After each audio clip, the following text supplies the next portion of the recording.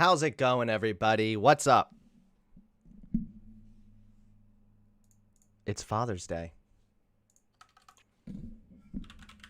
And I'm putting something in the description, okay? It says, donate to your daddy. Because I am streaming today. Despite the fact that it's Father's Day, I'm here to celebrate, to have a good old time. All right.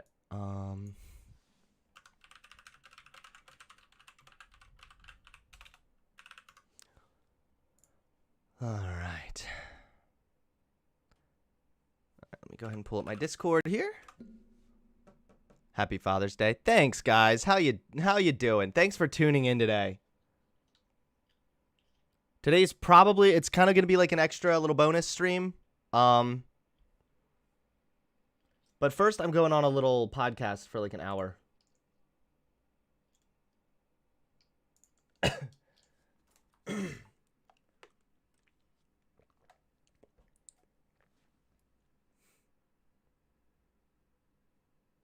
Okay.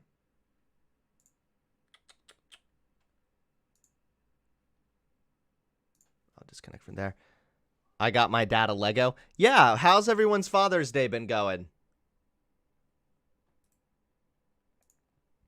Oh, wait. Oh, I gotta do this. All right, I'm pulling up my Twitter. We're gonna jump in. I'll be honest, I'm a little hesitant about this.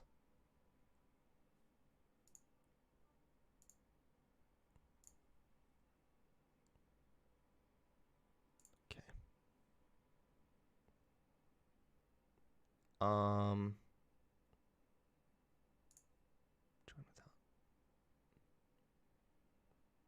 You're on a train with no brakes. Hello, I'm here. Hey now. Oh, hey, what's up, man? You're early. Yeah, hold What's on. Do I need my camera on or? You don't have to. I don't. Okay, cool. I don't have the camera up anyway. So I'm already. Oh, what's up, man?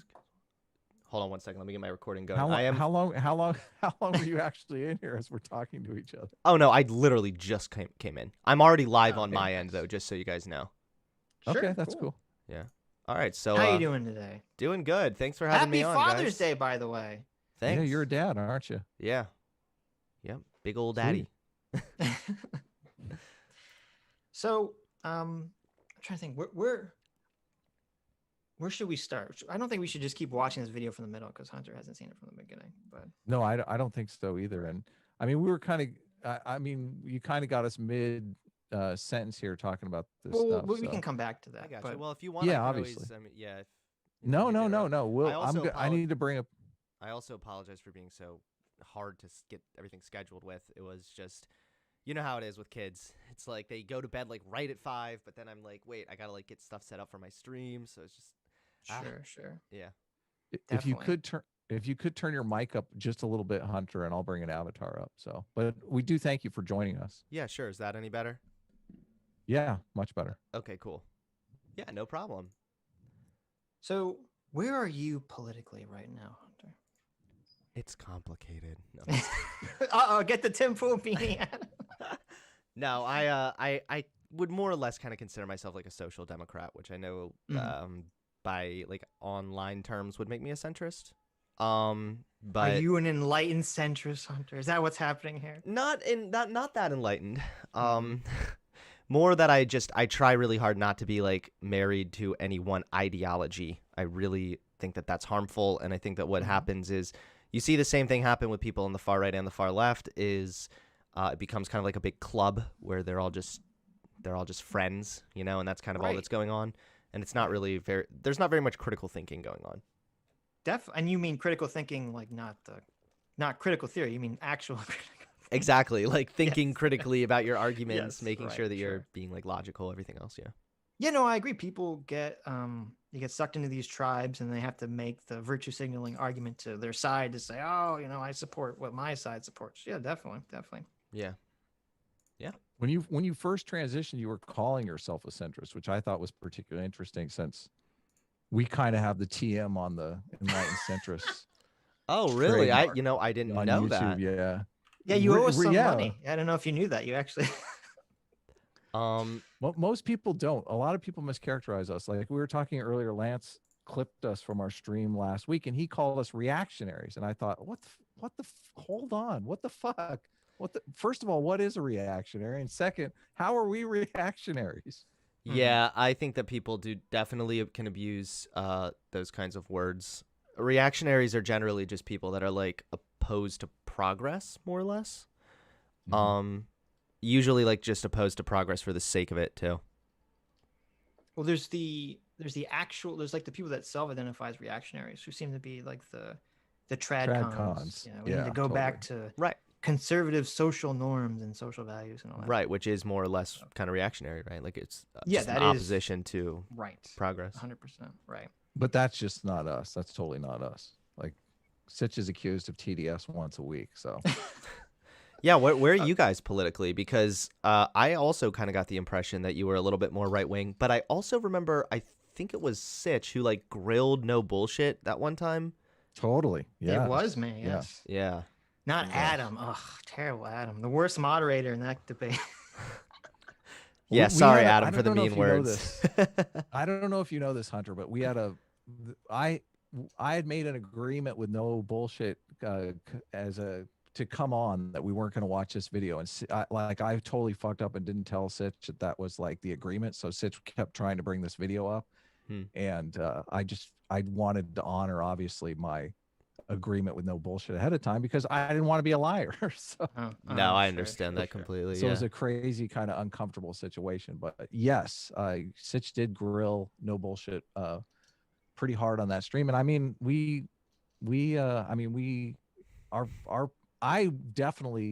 I see a value to the conservative argument. What's interesting about you is you used to make conservative videos. So you'd think you'd be the perfect one to actually also see value to the conservative arguments.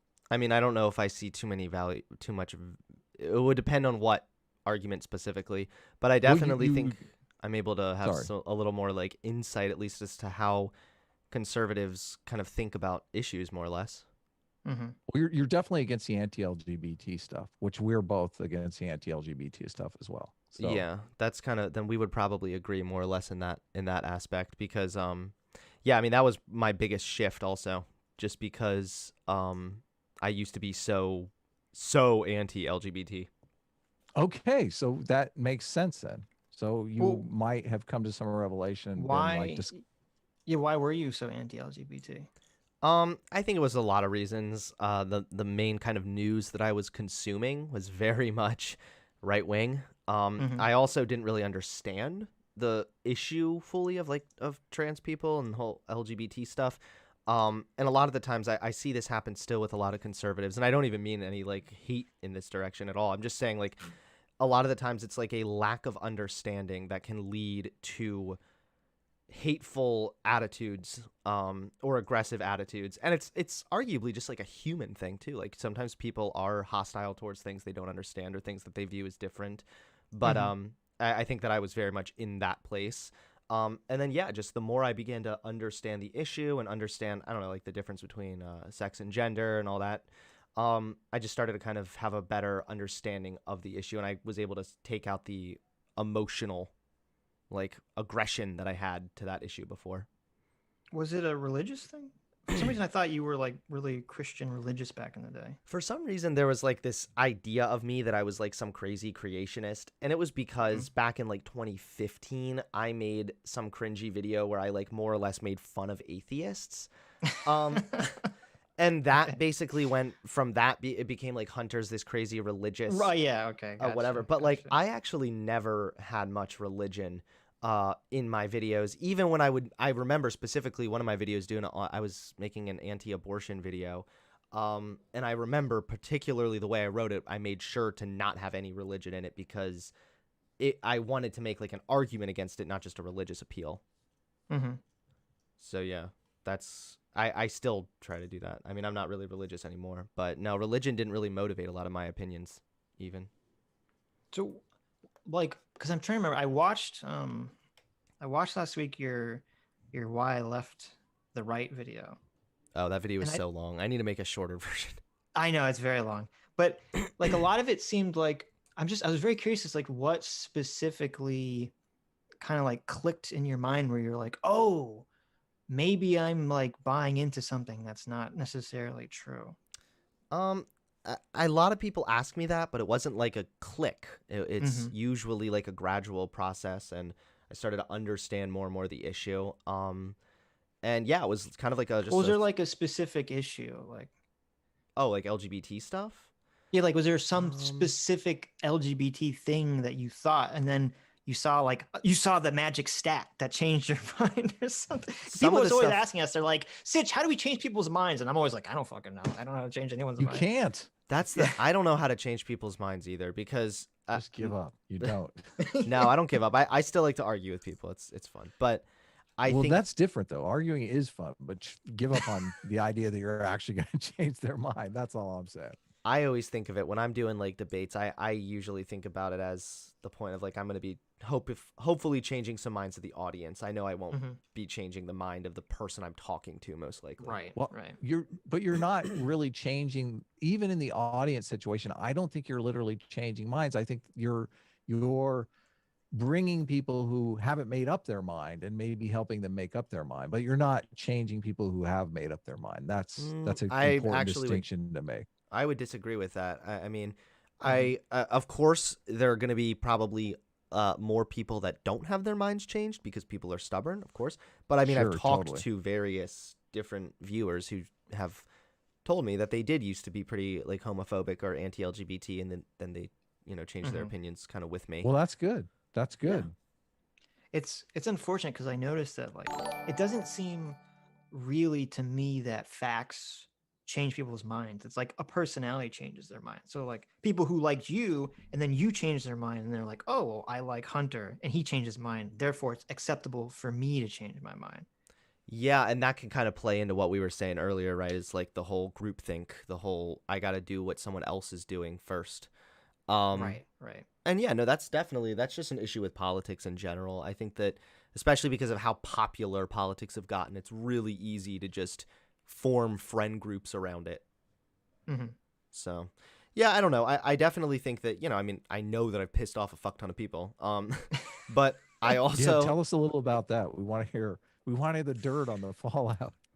I don't know. I don't really have much dirt on people, to be honest. I mean, and if I did, I probably already made a fucking video about it. No, I don't know.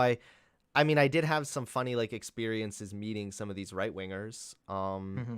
But like, nah, no, I don't really have dirt on anyone. It was fun. I mean, it was pretty crazy having the little fallout. I was getting attacked by the likes of like Mark Dice and those people. Hmm. Which was it was pretty fun. Mark Dice is pretty stupid. Well, I don't so. mean I don't specifically mean like dirt on people, but I just mean like the situation. Like what happened with Mark Dice? Oh yeah, he said this is why like youth shouldn't be allowed to speak or something about my Oh my god. about my little clip of me saying that conservative tech censorship is like not the issue that conservatives are making it out to be. And Mhm. it was funny too because a little while back when I had my YouTube channel banned temporarily, Mark Dice supported me. So it was like when I was playing into his narrative, which was, big tech bad, conservative victim, whatever, he was all for supporting me. But then as soon as I had my own idea that stepped out of the sort of bubble, Right. I was being attacked and thrown under the bus by that same guy. Do you guys know who Joel Patrick is? Because he was one of those people No. also. Never heard of him. familiar. You're lucky. He's very stupid. He's like one of those. He's one of those like dumb, griftery, like TP USA black conservative types. So he's oh god, he's really bad. But it was funny because when I was having the fallout with the alt right, he called me up on the fucking phone and was like, because we were cool, we were like acquaintances. And then he was like, "Hey man, just letting you know, I got your back, bro. I there's a lot of snakes out there," or something like that. And then like a week later, we were like fighting because he was attacking me for my position on big tech censorship. It was so weird. That one really got people mad, and now I understand why, because there are literal polls showing that like the majority of Republicans think that conservatives are being suppressed on big tech. You said your YouTube channel was banned temporarily? Yeah. When was that? That was back in that would have been the like mid 2019. Yeah. But you were conservative back then. Yeah. So Why? that Yeah. Why did does your channel get that banned? that plays into the narrative too. Well, I know that plays into the narrative. Of course it does. And the argument isn't so much that conservatives never get banned. Of course they get Okay. banned. The argument Yes. is more or less that it's not because they are conservative. And my argument for that is that when you look at the top performing pages on like Facebook, Instagram, YouTube, all these different multiple social media sites, conservatives dominate on those platforms. Their news usually spreads faster. Their engagements are usually higher. Even like there are even studies showing the way the algorithm on YouTube works. It's more likely to put out far left or far right content rather than the like middle of the road centrist kind of stuff because it's that sensationalism that sells. So there's really not a lot of proof that like conservative ideas are being censored unless of course that conservative idea coincides with a violation of TOS, like I don't know, race and IQ or some shit. Like usually more or less it seems to be that it's the conservatives that are breaking the rules and violating the TOS. And I know that that's such a controversial opinion, but it is always funny to me too because the conservatives get so mad, but whenever we talk about issues with like the black community, right away it's take personal responsibility for your actions, pull yourself up by the bootstraps. It's on you. You can change your own behavior. But then when we're on social media sites and they can't like say the N-word or say that trans people aren't human, all of a sudden it's like a big like victim I was gonna say game. it seemed kind of funny because it's like you're making the black crime argument for conservatives on the internet. Like, well, they're breaking the rules more, so that's. And why I've they're actually getting the argued with hammer. conservatives that would say, well, if you don't want to be a victim of police brutality, just comply and follow the law, but then they won't say the same thing about the TOS. It's like it's a But the fundamental TO hypocrisy. Well, the TOS is slanted against them though, because you can't say they can't make their arguments without That's so not true. it being categorized as breaking TOS. I mean, Well, if it's categorized as they can't make their arguments. They can't make their arguments in the trans debate without technically breaking the TOS. I would completely disagree with that. I mean, maybe if they're repeatedly like misgendering to the point of harassment, then maybe not. But conservatives, let's think here about the main conservative sources. We see the main conservative talking heads. Like, they are always giving their opinion on trans people. Ben Shapiro, he talks about trans people all the time. When you're talking about conservatives like blowing up, immediately I think of Ben Shapiro, who has a giant show, but also Steven Crowder's show. I mean, he's constantly dealing with YouTube and potentially. And that's because he's constantly violating the TOS. Do you realize, like? But he has a comedy show though. So no, I mean, did you see the clip? He's running into trouble with the TOS is like the clip. Yeah, the clip he got in trouble for was pretty awful. Yeah, I don't. What was the clip? I don't know. It was the black farmer clip where they were doing the really negative racial stereotypes. Of he was doing like farmers. racial. You know how I feel about racial stereotypes. I know how you feel about racial Steven. stereotypes. The thing is I don't think you can. I don't think we can fairly say, well, it was just a joke, bro, because yes, Steven Crowder does joke, but sometimes he uses those jokes, I think, to further ideas and to break the TOS. For example, he just dropped a clip. I just saw a clip where he was saying that gay people are more predatory and should be kept away from children. Like like Steven Crowder gets away with so much. The amount of times that he's violated the TOS, he would like. It's actually surprising he hasn't been banned yet. Like, they're giving him so much leeway here. Well, I think he's been banned a couple times, and he's like he lost his monetization, but he's with the syndicated Blaze, so he's fine. But it's just. No, he hasn't been banned, I don't think. He's had a couple videos maybe taken down, and he's lost his monetization. Well, and here's, I think, the problem that Adam was trying to bring forth is like with the trans issue. I mean, I don't watch Ben Shapiro enough, so I don't know what his exact position on transgender people is. But if someone says like, oh, I think transgenderism is a lie, I don't think gender dysphoria exists, I think these are just people tricking children into transitioning or whatever, they have some opinion like this. I mean, it's very easy for someone to say, well, that's violating the TOS. You're dehumanizing. Targeting. I mean, you can look at the TOS. People talk a lot about it being super vague, but usually when you look it over, it's not that hard to understand and follow the TOS. as long as, yeah, you're not engaging in some kind of dehumanizing behavior, you're usually going to be fine. Yeah, but But don't you my agree? point is the Well, hold argument on, is hold on. Don't you framed as dehumanizing people. right? Exactly. Don't you agree that if someone were to say, you know, they don't believe trans people should be a thing, that's dehumanizing I mean, yeah, by that nature, right? that might arguably violate TOS. What do you mean trans people shouldn't be a thing? Like they shouldn't exist? Because if you Yeah, tweeted if that, someone then yeah, said, that'd yeah, probably be a exactly, right. violation. Yeah, not.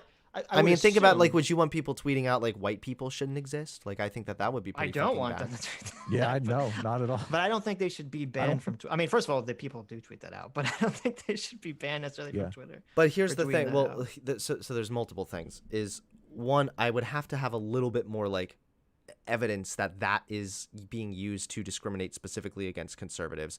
Usually, again, it does seem that it's the conservatives that are violating the rules. And when we're talking about the overall algorithm and the way it promotes conservative content, they're not being censored like systemically at all or on an algorithmic bias. Some of the rules, if you want to argue that conservatives are dehumanizing trans people or black people more often, then yeah, they might get banned more often. But again, we see how conservatives thrive on these platforms when they do abide by the standards. Like, again, you can look at the overall. I mean, I don't have these off the top of my head. If you want me, I can. Want me to? I can. No, literally send you the I can article. definitely see.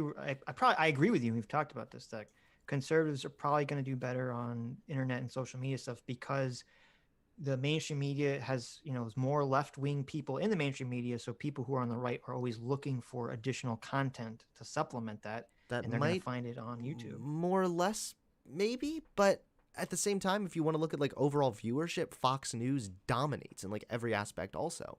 Right, like- but if you 'Cause combined it's one MSNBC network, yeah. and CNN But this and is all the the same. other So ones, there's it's the always same an thing. excuse for it, though, right? So like, No. I'm Well, not making. wait, it's an hold on, argument. It's no, not wait, an hold on. excuse. Yeah, I'm not making an excuse. I'm just saying the reason Fox News gets the best ratings is because they're the only conservative mainstream news channel. So all the conservatives are going to watch it.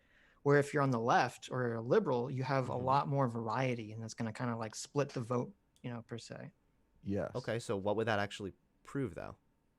Oh no, I was just explaining why I think why I think conservatives and why I think socialists dominate on alternative media like YouTube, Twitch, etc. is because people who don't find their opinions represented by mainstream media are going to look for alternate avenues to find the voice that they agree with. And I think conservatives, at least at the moment, feel more like socialists, feel like their opinions aren't being represented by the mainstream. And that's why they have kind of that this could very well. domination. Yeah, I think that very well could play a role in the popularity of conservatives. But again, that would still play right into what I'm saying, is that there's no real algorithmic bias then, because those conservatives are able to get on their social media, find Right. conservative content, and then the algorithm continues to feed them more of that conservative content if it keeps them on the platform. Yeah, I I- agree. I don't think there's an algorithmic bias. I think the algorithm, as you said, it's just promoting whatever is controversial, what gets clicks, all that stuff. I Right. do think where the issue arises from is that since the culture right now, at least the mainstream culture, seems to be a lot more on the side of the left or the woke or whatever you want to call it, it's easier for conservatives to stray outside the bounds of quote unquote what is acceptable and thus violate the TOS. Okay, maybe, yeah, that's completely possible. Sure. I just think that it's still. I mean, so they're still violating TOS, right? They're still violating TOS. Right, more but their often. argument would be they just don't agree The- that the TOS should be playing framed field the is way it tipped, is. yeah. Well, then that would be an entirely different discussion, because if we've moved past from Well, that is the discussion, though. if the discussion is totally a should there be a discussion. TOS, then that's an entirely different discussion on Well, whether there should cons- be. They just disagree with the specifics of it. There Okay, should be then a yeah, then TOS, I would definitely. literally say that that's a different argument from the conservative censorship argument. Now Mhm. you're arguing about should a private company be able to enforce a TOS, which I would say yes, of course. Mm-hmm.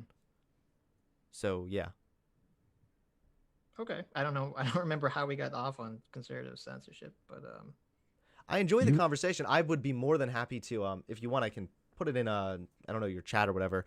I can go ahead and send you the statistics, and you can see Yeah, like Mark Ludwig. I don't know if you know his stuff, but he did kind of a statistical analysis of YouTube and like how YouTube channels different suggestions and stuff like that, and came to the conclusion that it was really reversed. More people were led towards no, actually not reversed politically, but more led towards mainstream content. So if they were Right. interested in conservative stuff, they'd be led to Fox News, and if they were Right. interested in liberal stuff, they'd be led to MSNBC rather Which than makes the sense. That makes sense yeah, too, because YouTube does I think if you're depending on like certain issues that you're searching for, they will make it so that there's like a what they call like an authoritative news source, like a syndicated right, news source, like exactly. that comes up first. So yeah, I mean, you could definitely see, you'll probably see a little boost in some of those, in those sources as well. Yeah, sure.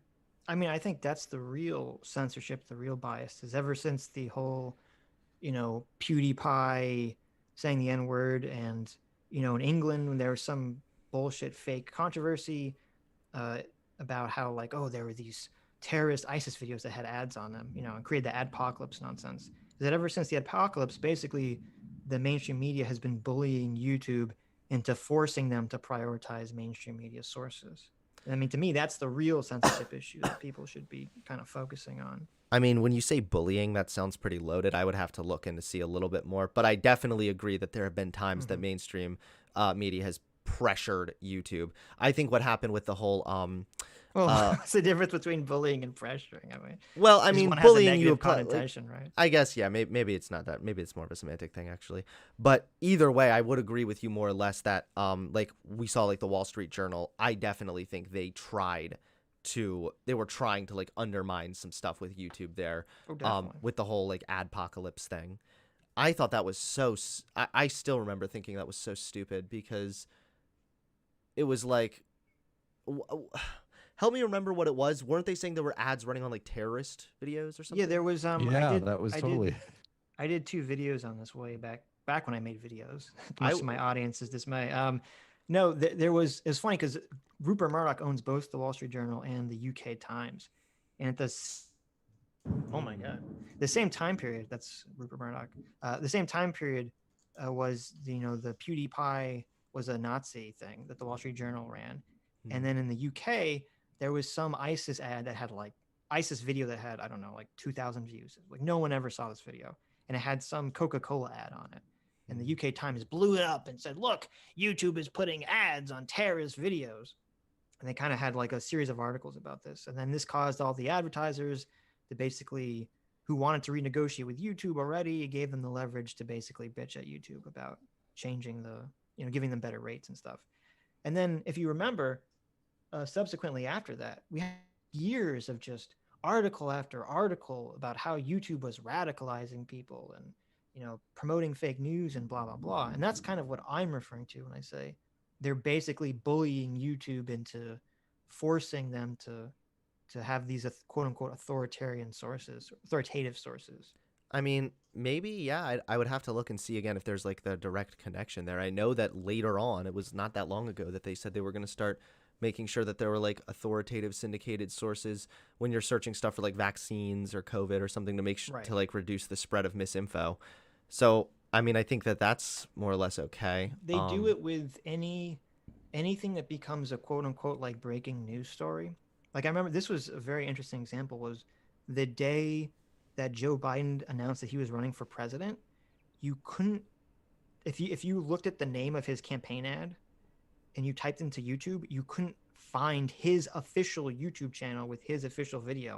It would just send you to mainstream news sources commenting on his video. You couldn't find it because of the way the algorithm was set up. Yeah. And I don't know, I just, and this is what Adam was talking about with Mark Ludwig, was that it was showing how after this change occurred, YouTube was prioritizing sending people to mainstream sources, which I don't think that's, I don't think that should be YouTube's priority. I think I know what you're talking about. I think that they did that temporarily because if I'm clear, they still said that there's going to be a way to make sure that like syndicated news and is like showing up and they can reduce the spread of misinfo. But I believe the policy you're talking about was implemented, I think it was in like right before the election, right? And then I think that they took it away because I remember I was arguing with a guy the other day about that, and I was reading a little bit about it. But maybe you're talking about something different. I mean, if they took it away, that's great. not aware that they ever changed it back. So, Yeah, I don't know if they changed it back completely to the way it was before, but they definitely changed it so that those sources weren't being as like algorithmically boosted. right. But Which even is when good. that happened, you saw a right. decrease in attention to like conservative channels, and I believe you saw a decrease in liberal channels as well, because it wasn't really a decrease in any kind of like political direction. It was more or less just, again, like what we were saying, a Right. Yeah. boost of But the authoritative sources. right. But to me, it's weird because I feel like YouTube should be a place for more independent voices. It shouldn't be a place for MSNBC or Fox News. I mean, these are already, they have their platforms on cable news. They Leave don't need YouTube YouTube. alone, man. Well, you YouTube know what wants to be Netflix. YouTube's gonna say, right? Is they're gonna say, why the hell can't it be both? Because they, Right. But let them compete fairly. Don't prioritize them. I mean, maybe, yeah, sure. That's one way to do it. I don't think that's an entirely I bad mean, idea, but I also think it's important to take like reasonable measures to try and curtail the spread of misinformation. Yeah, that's to important. some degree. I mean, the problem is it's very, very contentious and difficult as to what you're going to label misinformation, right? Not That's true. always. Not always, Well, though. can't I mean, like for example, like I tweeted about this like I think it was last week. Tucker Carlson is on Fox News. I mean, I think he lies constantly. I Mhm. don't think just because he's on Fox News doesn't mean he's an authoritative source. It's the same thing with Joya Reid on MSNBC. She's constantly lying about stuff.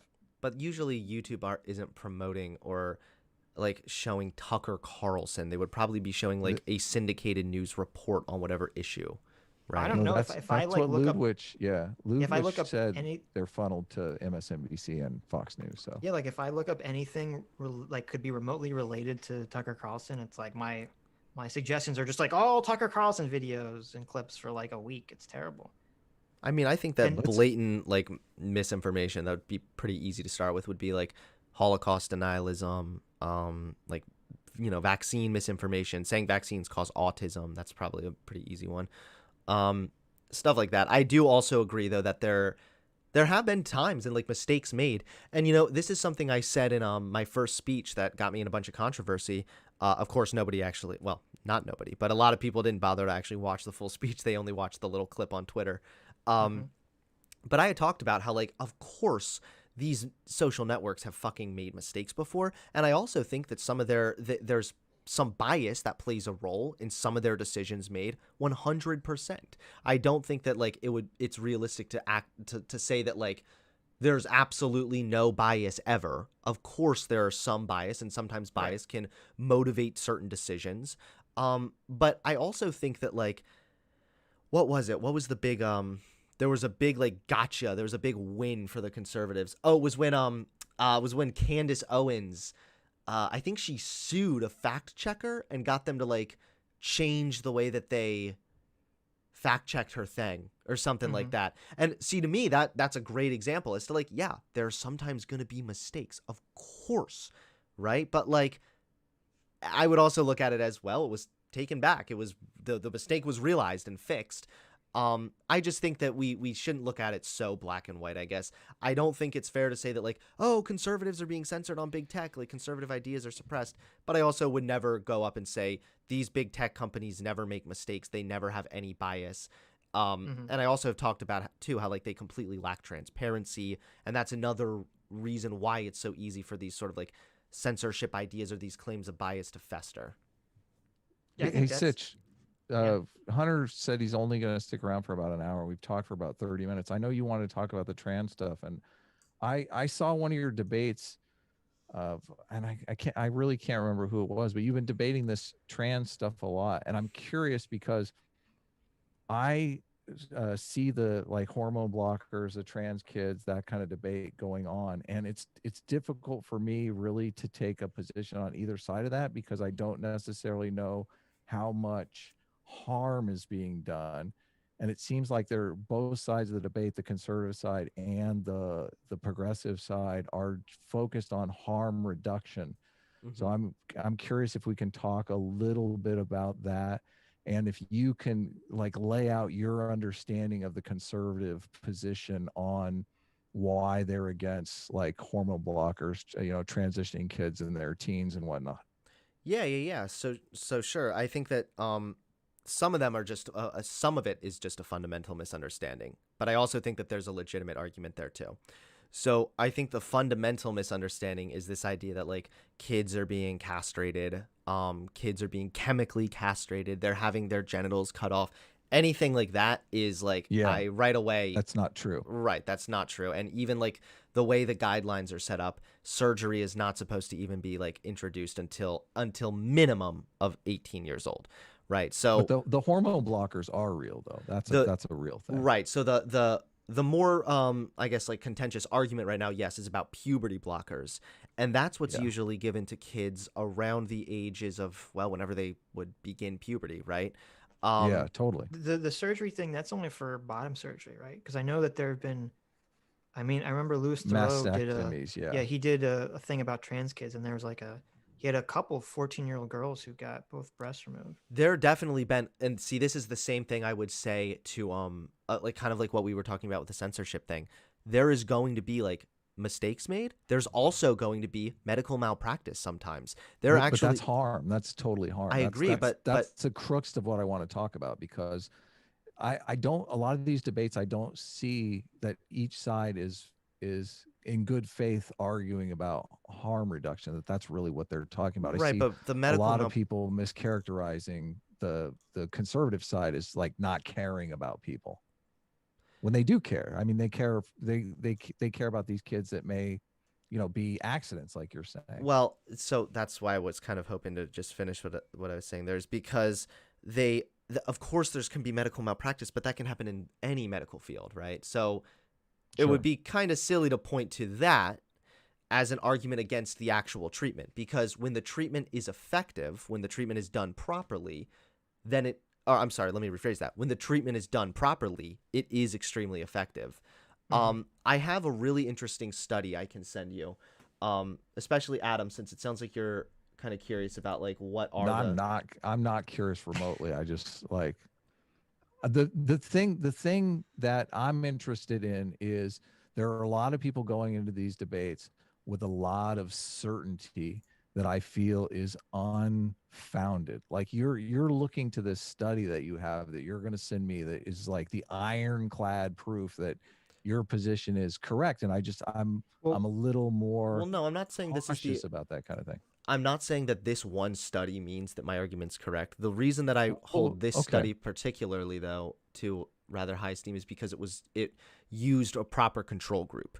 So they took trans individuals, right, and they were all properly diagnosed with gender dysphoria, and then they gave some of them trans. Actually, you know what? I think I might be referencing the. This is. Hold on. I think that might. Well, you be... don't have to send it. I'll just trust Well, you. I want to. No, I know, but I want to make sure that this is. I think this might be about people that actually transition in adulthood. Because I just want to lay out, because I'm not exactly sure what can Adam's still position is, but I mean, my position is not that people shouldn't transition, and I do completely agree that people that have gender dysphoria can, and in some situations, and many situations, transition, and it will make their lives better. That's not really my position, that transitioning surgery is necessarily wrong. It's just that I feel like it's being overprescribed. That's my only position. So yeah, false positives, and there's not necessarily a study that will give us the level of false positives that we're getting. Right. Well, that's Not yet, actually at not. least. That's not true. Actually, we've looked at. There have been better studies now that have been done. A lot of the times, for example, you'll see people throw out these studies, right, that show that like people that have gender dysphoria or people like desist from being trans. Like, look at how many kids desist from being trans. Like, oh, and these surgeries are being handed out so quickly and like irresponsibly. When in reality, a lot of those studies that are hyping up the numbers are going based on referral rates, not based on children that were actually diagnosed with gender dysphoria. And when you look at kids that are actually clinically diagnosed with gender dysphoria, which is a long process, keep in mind that for adults, you have to have consistent gender dysphoria for 6 months. And for children, it's even more. Like, so it's not just like you're walking in one day to be prescribed this stuff. Now, there was a really interesting, I want to address this because I have a feeling this might come up either from you guys or in chat. There was an interesting CBS documentary recently that actually showcased some trans people, right? That, or I guess they went in and they were misdiagnosed, right? And Mhm. a lot of conservatives were using this to more or less push the anti-trans narrative, or to say that it kind of affirmed their idea. And when you actually looked at the full documentary and looked at the intention behind it, it was actually talking about specific clinics that were violating the WPATH guidelines. So those clinics being underfunded and everything else were what was making the mistake. The actual guidelines for like They were making misdiagnosis. I'm just to clarify, yes, they were. clinics themselves. Some of the This was the some of the this clinics was the 60 Minutes thing where they had like some people were Yeah. talking about that they went in twice and then they gave them the prescription or Yep. whatever. Yes. Right, yeah. So it absolutely, like, that was a huge problem, and I literally talked about in my video that, like, Yeah. that's fucking terrible. That shouldn't be happening. The treatment is supposed to be going much. It's supposed to be much more extensive than that, and the Right. understanding Right. of if they are gender dysphoric, that also is supposed to be like a much more extensive process. And the main premise of that documentary was how these individual clinics that are underfunded and sometimes also have individuals that are more just kind of like they see trans people as like something they're curious about rather than like people that are need help, right? And a lot of that can contribute to some of that issue, some of those issues. But if I were arguing with a conservative, I would not say that that's proof against transgender treatment. I would say that's proof that these clinics should be better funded. And also, when we're being clear, they're only like I think they're hold on, sorry, I got distracted by something I saw in my chat. But yeah, I would Okay. just say that like if we're gonna look at the way these clinics are acting, then that's an argument for why these guidelines should be followed, not that treatment is bad. I could just as easily, right, like send you a this like study I have about people that went through treatment for cancer, and so, there's like a relatively high regret rate even for women who've like had their breasts removed and everything else. But we would never say that that's proof that chemotherapy is bad or that cancer treatment is Well, bad. they had, Well, they it's a had little bit cancer. less Yeah. subjective, right? Well, yeah, I know You it's not a die if you one-to-one. have I cancer. know that that's not a one-to-one comparison, but I'm just saying that we can look at like regret rates of other treatments as well, and Sure. that wouldn't be an argument against that treatment in its entirety, right? Just like Well, there if you, wouldn't be the misdiagnosis component. Hey, Right. where are Right. you at on the social contagion argument? The Well, hold on. I counter just want to address the thing about the clinic, the 60 Minutes piece. Is that to me that shows because again, I'm not against people transitioning, but I Mhm. do feel like, especially coming from a lot of the trans activists, that there's this pressure on a lot of these doctors to just say, okay, you have to be 100% trans affirmative, 100% gender affirmative. Like you can't, because the doctor's role is supposed to be to try to actually figure out whether the person has gender dysphoria or not. Because unfortunately, we don't have the magic brain scan, the magic test that you can just figure this out. And so it seems like a lot of the trans activists want to pressure doctors to saying, oh, I don't want to jump through hoops to become trans or to start my treatment. Just give me this stuff. And it seems like those clinics are sort of the reaction to that. Like they're falling prey to the hype. And that's what my concern is. I mean, that's I get maybe I guess.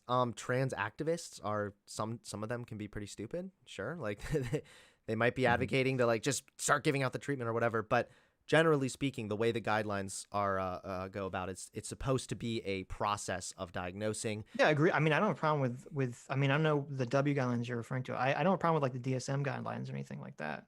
Right. Well, yeah, and then so yeah, of course there can be improvements there. I think that like again, it's easy though to hyper focus on the mistakes, right, that happen here and there. If you look at it on a statistical level, you'll see that like reports of medical malpractice from like gender clinics are extremely low. If you look at it overall, it's easy to hyper focus on like Right. a couple examples where something wasn't done right or where guidelines were not followed to try and make this argument, or at least, and I'm not saying you're doing this, I'm saying generally No, speaking, I understand what. Yeah, right. it's easy to incite Uh, fear. It does, We're like some of talking it about sounds kind of false scary. positives, though. False positives are not necessarily medical malpractice. I mean, they can be if the false positive is from just moving too fast, I guess. But there are people who I mean, if they feel that they want to transition and then they later feel that that's a mistake, that I would Hmm. I categorize think that as a false positive. it kind of would be both. I think the medical malpractice would be putting them through treatment so quickly Too after. fast, yeah. Yeah, Yes. I would argue would be the You medical malpractice. And Well, Yeah. again, that's why you're supposed to be like meeting with your doctor. And I guess we're Right. talking about people under the age of 18 here. So the Yeah. people in that documentary were also over the age of 18. But Yeah, again, which is even the hugely guidelines different. there, well, is different. Yeah, like they signed consent forms and everything else. But like even the guidelines for adults are supposed to be a minimum of 6 months consistent gender dysphoria before Mhm. any kind of like actions are taken. So it absolutely was medical malpractice on that part. But like I was kind of saying, is it's easy to hyper focus on that, but then we can also look at it on a broad scope and see that the majority of trans people that transition or go through treatment end up having a better quality of life. And the argument in favor of puberty blockers is that if you have a child who has gender dysphoria, okay, and let's assume that their gender dysphoria doesn't go away, okay, for the sake of this argument, if they already their gender identity is like disconnected from their biology, going through the wrong puberty has been shown to really exacerbate the gender dysphoria and also raise the likelihood that that child will commit suicide as they're getting older. So that's usually the argument in favor of the treatment, which is here are puberty blockers. This medication has been approved by the FDA.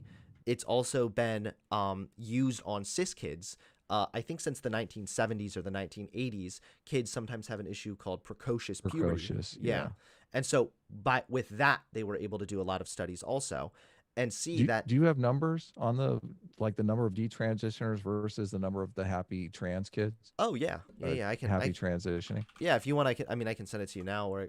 I mean, that's a big question for me because it seems to me the conservatives are worried about false positives, and that's why I bring up the social contagion argument, because it seems like the strongest argument that the conservative side has, and there's been a ton of studies on social contagion.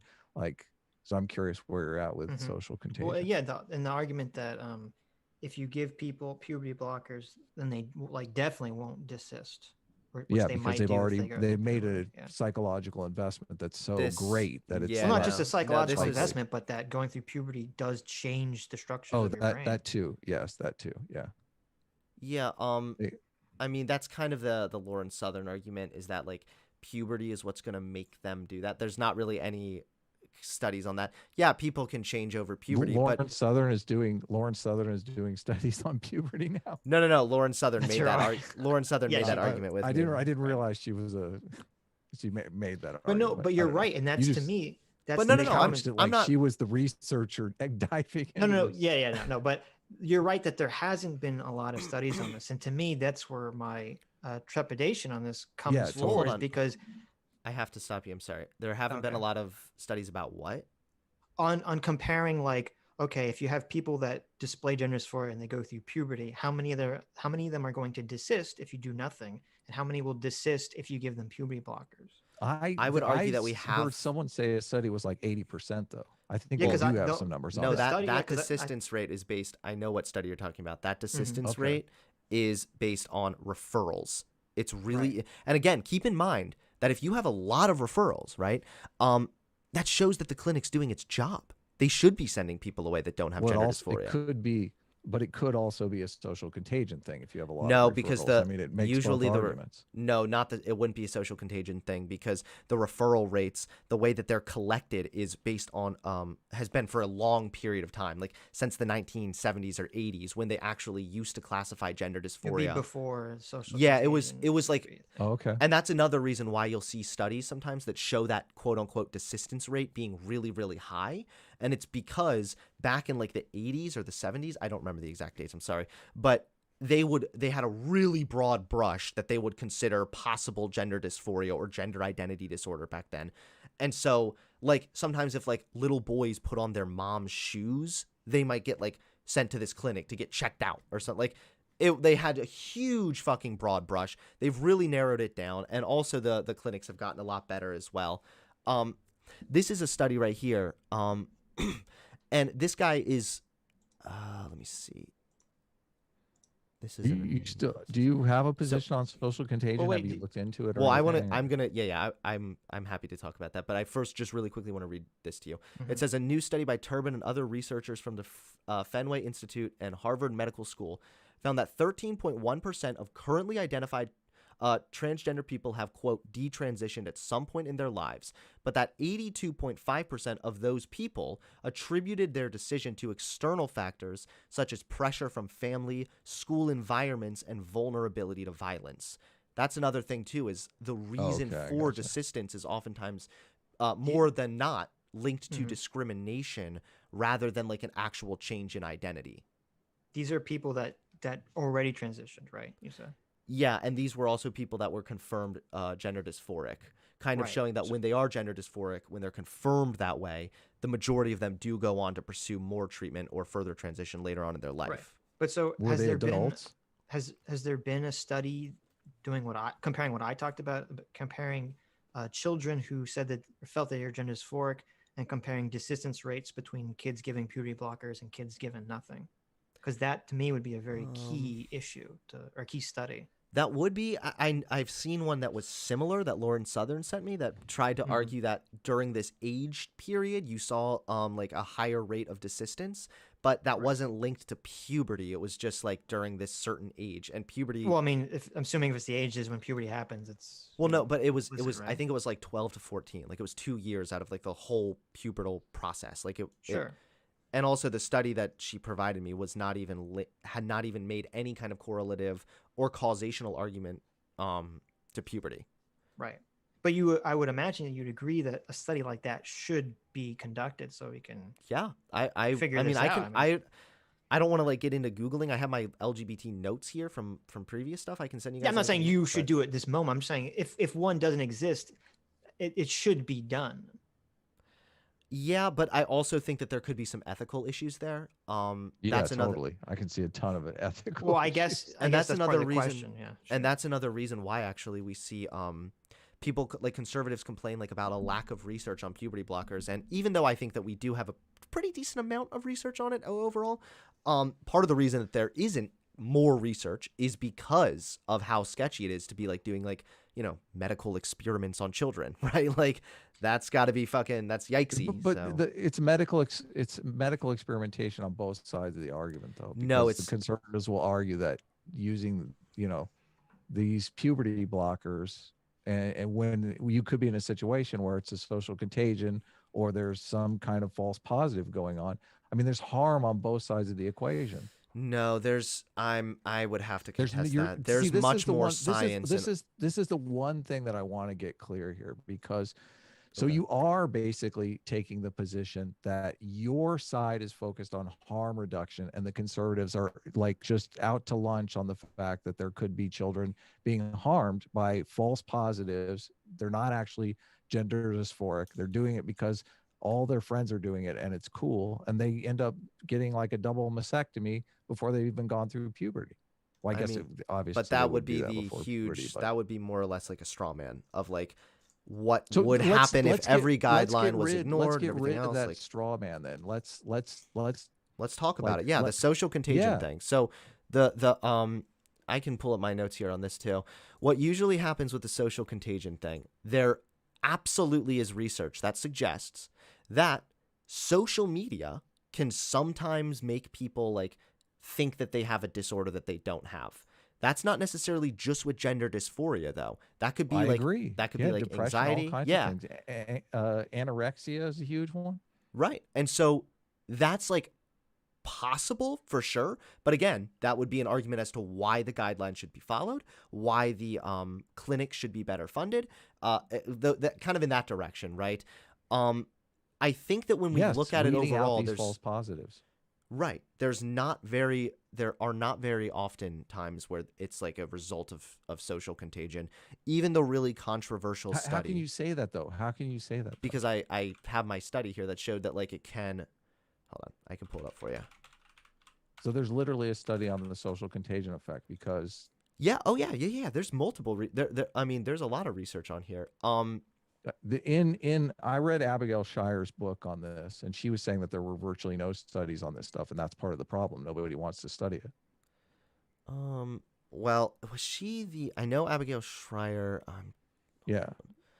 She made the book. I wrote the probably book should have had all my Irreversible notes up Damages. beforehand. I apologize. I'm trying to Well, find this you now. know, I'm not trying to argue the point. Really, my whole point of bringing this up is to make it clear. And I mean, you've claimed that you're a centrist and that you understand both sides of this argument. You're a former conservative. It seems like you're the perfect person to actually understand that there are Mhm. both sides arguing for harm reduction here, and that there's a simple equation. It's like how many, if we miss some trans kids, some kids that actually have gender dysphoria, versus how many kids are getting false positives and going through some detransition process that they later regret. Right, If which we do have one that though, group but we is- have well, data already on do the you do you have the numbers? Do you have the numbers? Is it like 1,000 on this side of the ledger and like Well, 2,000 on this side of the those ledger? numbers can't exist yet because Mhm. you have people that have trans regret now, but that's people that have been trans. The long-term numbers are people that have been trans during a time period where society itself was weeding people out, telling them not to be trans. You'd Well, assume. you're making my argument. I though, know I Sid. am. This is I am why- making an yeah. argument, but I'm saying this is why those studies can't exist, is because Yes. the people that long-term studies about desistance rate would be during times where society was anti-trans. So you'd imagine that there's not people falling prey to social contagion in the 80s and 90s and even in early 2000s to be trans. But I'm with trying to still now- find my social contagion thing, but I do have another Oh, study for you about regret rates. You're totally diving into the studies, Hunter. I'm just Yeah. my whole thing is like if you're gonna dig into the studies and give us the answer to those numbers, Sitch is saying you can't have those answers. My whole point in really bringing it up is, and one of the reasons why I don't feel comfortable debating this topic is because I don't think you can know these types of things, and so many people's lives are involved here in so many ways that. But you have to fit. literally- But don't, like what? That's not really good you enough, have right? to Because know, there are you have to know something that you can't know. That's my thing. How are they how are doctors supposed to handle children with gender dysphoria? Right? Like Well, they they have to should- know. They have to follow Right. what the data is suggesting right now, and that's how the medical field works. So they do know. They know that more or less puberty blockers have been shown to be safe and reversible, and that can sometimes play a role in saving the lives of people that are struggling with gender dysphoria. Right? So Yes. What so we would I agree with all of that, but you don't. There's also this detransitioner. Like if all right, can I you're read this really catching- quick? This is a survey study of surgeons' I experience. would be more interested if you acknowledged like the wider point that there literally could be 1,000 trans kids that we miss, or we make this whole early puberty blocker treatment illegal, and 1,000 trans kids suffer for them. But you're weighing the maybe 2,000 kids that get false positives and go down this transitioning route and later regret it, become sterile. So, but that's what I'm do you disagreeing with you in, is that there's the majority of kids that are confirmed gender dysphoric go on to transition. Like we're not seeing 2,000 Hunter, right? can we just slow down for a second here? Okay. Like I don't think you're really understanding my point here.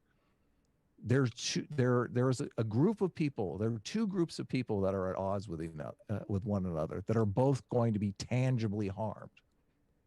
Right? No. Wait, hold on. So Hunter's saying that he doesn't buy that there's a strong likelihood of the harm on the other side. That there are all these false positives. There is a possibility of harm, of course, but like we have to look at the majority of trans kids who have gender dysphoria go on to transition. We also know that the majority of the times puberty blockers are used, they're safe and reversible. So there's not that much harm. Like the worst that could happen. I don't buy the reversible. Well, no, but they're not. Okay, but wait, pause. Here's the problem. Okay, again, there's not been long-term studies for people that have transitioned in the last 4 to 5 years when trans stuff has really blown up and completely changed the social attitudes about that. I'm not even sure if that's true. I do have this study right Well, here that there I kind literally of wanted to look there at. couldn't be. There physically couldn't be. How could there be long-term studies on 'Cause, something yeah, that just there- happened? Well, This here's is a just study of happening. this is a survey of from surgeons who have Can I ask you a hypothetical, Hunter? After I read this to keep you really diving quickly, in- though. Let him- you keep let- diving yeah. into the because this study. is really important. This is something else that kind of lends to the fact that regret after gender affirming surgery is exceedingly rare. That's the conclusion of this study. They surveyed surgeons from all over the world, and they've treated over 22,000 trans patients. And yeah, it concluded that regret after gender affirming surgery is exceedingly rare. What is the time period of Let me this? see here. Also, there's a conflict of interest because you're asking surgeons who don't want to admit Yeah, that No, they no, this totally. was Well, of anonymous. This course. was sent anonymously. still, I mean, I'd rather ask the Well, patients also than the the- surgeons. But they already. Well, I know. It's And hard. I we assume also it's hard have to track stuff. the patients down. Well, we have other studies with patients that show that. No, but you understand my point is saying that there literally couldn't be long-term studies because we live in a new environment the last 4 years that hasn't existed. So out in of a long time. 22,000 I wanna patients know- treated, there was one patient with regret, You're which ju- told you're wait making- you're 12 making accounts. the So that's argument that- 62. There were 13 patients who regretted chest surgery. And What 45 is patients. what year is this though? That's the Background. 'cause you understand- 2016 through 17. It looks like. Right. So, but do you understand my point that there couldn't be a long-term study on this at all yet in our current environment On regret rates? And I want to know what the On break regret- is for you, Hunter. on Like if- regret rates under the completely new social environment that is pro-trans when society used to be anti-trans. I mean, wouldn't. I'm trying to understand. I know that Okay, you're saying so- there's not that many studies on it, but like from the studies No, that no, we no, no. have available, they're all pointing towards my conclusion, right? No, I'm saying you can if you had like a study, you say, okay, we're looking at the last 20 years, okay, you know, of people that have regretted transitioning, right? And I would say it wouldn't surprise me if there'd be very little trans regret in the last 20 years because those people that have transitioned for the most part transitioned in a time period where society was anti-trans, okay? Wouldn't People there were be not more likely accruing- that they would detransition then? No, because you would say if society is telling you that you shouldn't be trans, and yet you still have wouldn't the internal transition in the first feeling place. of gender dysphoria, I would imagine that would weed out most of the false positives before anyone ever Totally. goes to a doctor, right? Well, I actually have one that kind of Yep. answers your question right here. This is a cohort of gender dysphoria study from 1972 when the social conditions were anti-trans, going into 2015 when suddenly it Right. was a lot more pro-trans. Only 0.6% of trans women and 0.3% of trans men who underwent the surgery were identified as experiencing regret. It still exactly. doesn't matter because Right. So what I'm saying is you would have to compare now that society has totally shifted.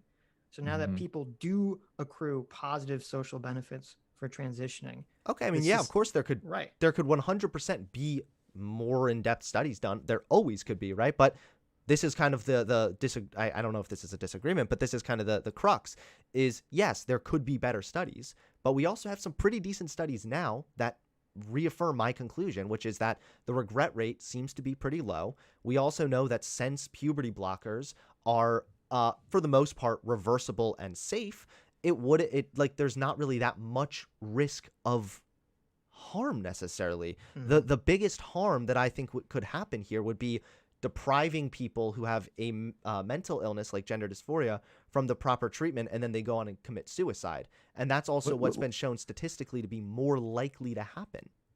But I want to know where the break is. Let's say that there's 1,000 people in this situation who have this, they're put on puberty blockers and they transition and they live the best possible lives ever. 1,000 people. And there's 5,000 people that get caught up in some social contagion. They transition. We don't know about them now because they're doing it right now. This happens 5 years down the road. And those 5,000 people end up totally regretting their decision and they commit suicide, which, I mean, obviously it seems you would have to be more on the side of the harm reduction for the 5,000 people than the 1,000 people. It also depends on what you mean as far as treatment goes. Are you talking about people just going on puberty blockers? Because then if they regret it, they can just go off the puberty blockers. If you're talking about people getting surgery, then that would require months of I know, but I've seen it would be different for every single individual. I mean, there are people now on YouTube that have transitioned and say they regret the puberty blockers. That But it's of made course there have been. There's going changes to to be them. people that Yeah. people that regret going on SSRIs also. It's not really an argument against it. Sure, I sure. know But that do you understand what I'm saying? Like the 5,000 people versus the 1,000 Well, people. That's yeah. all I'm if just we were trying to make seeing sure a that you understand the argument. yeah, I understand what you mean, but it seems You really you like could literally be arguing for a more harmful position right now and not know it. but that's what I mean is it's all a hypothetical right now for you. I Yeah, actually but have the but numbers. you're I have the data. And also you have to you recognize that there's a okay, threshold. okay. There's a threshold for how we diagnose this, right? Like it's not like all of a sudden just because suddenly it's cool that we're just going to like be diagnosing people more often. I think that if But that's like not, the numbers have You increased you dramatically. literally That's you not true. literally the numbers of earlier people said people the numbers Hunter, of you people that are literally earlier said people transitioned their political affiliation because you did it and they thought it was cool. Okay? But that's I not mean, the same. social Oh, come contagion on. is No. See, real. this is what. Hold on.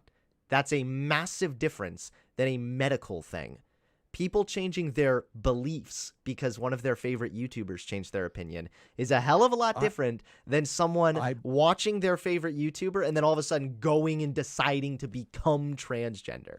All right, come on. That's really ridiculous. Again, this is why we have The the these- stipulations do and the you- guidlines for do you- how to diagnose people so that I think that this, doesn't I think happen. I think the study on social contagion is very real. The WHO, the World Health Organization, has different guidelines for media reporting celebrity suicides because of social contagion. Okay, we've known I- about social contagion for 50 years. Of course, yes.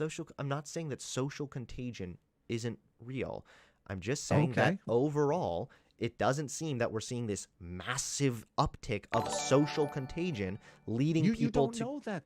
How do you know that though? Because from you what have we- such certainty. Because no, but the reason I have certainty is because what we have right now, the numbers that we have Mhm. right now, show that that is not the case. Rapid onset gender dysphoria, for example, was coined in 2016. We've been able to look at this now and study it for a little while. We see more people that are maybe seeking out like referrals to clinics because, again, society is more accepting. We're going to see people that are comfortable now being themselves.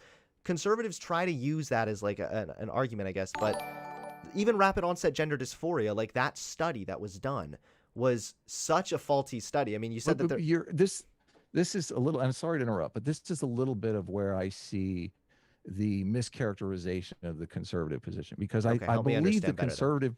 Well, I believe the conservatives are worried about those 5,000 kids that are going to become sterile and have terrible lives. And So let me tell you why this. I'm not accusing you of this, Hunter. Okay, but I'm Can I saying wait? on I the just left- really there's quickly want to so say much because this is so much talking past each other. Okay, no, 'Cause actually, Adam kind of proved my point. So this is what I mean is I would argue that even if the conservative was making that argument, right, I would say that fundamentally their argument is more likely to lead to harm. And my argument for that would be that you're basing that on a hypothetical. Perhaps there's 5,000 people that are going to regret this.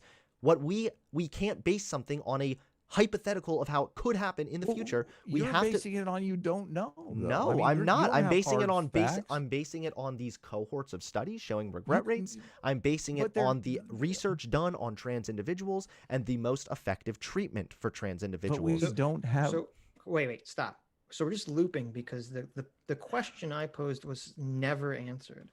Yeah. Which was that you can't have long-term studies for trans regret rates under this new paradigm of having a very pro-trans society. Yes. And Abigail Shriver's argument, which it sounded like you were sort of alluding to, was that if why are we seeing this huge explosion of young people who want to transition, but not really seeing a huge explosion of older people who should be transitioning if it's just a question of society becoming more open and accepting of trans people?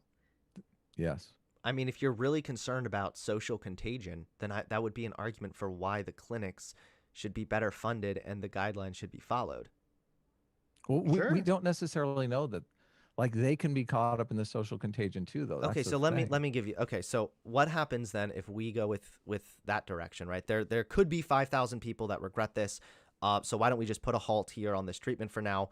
Well, now what if there's 10,000 people that are struggling from gender dysphoria and they all went on to kill themselves? Well, Hunter, thank goodness you finally got the argument. That's all I'm saying. Like, obviously, if there's 10,000 people on the other side, then we should, go with the 10,000. So what would I have to show you then? Like I do recognize how it seems a little bit like we're talking past ourselves, past each other here.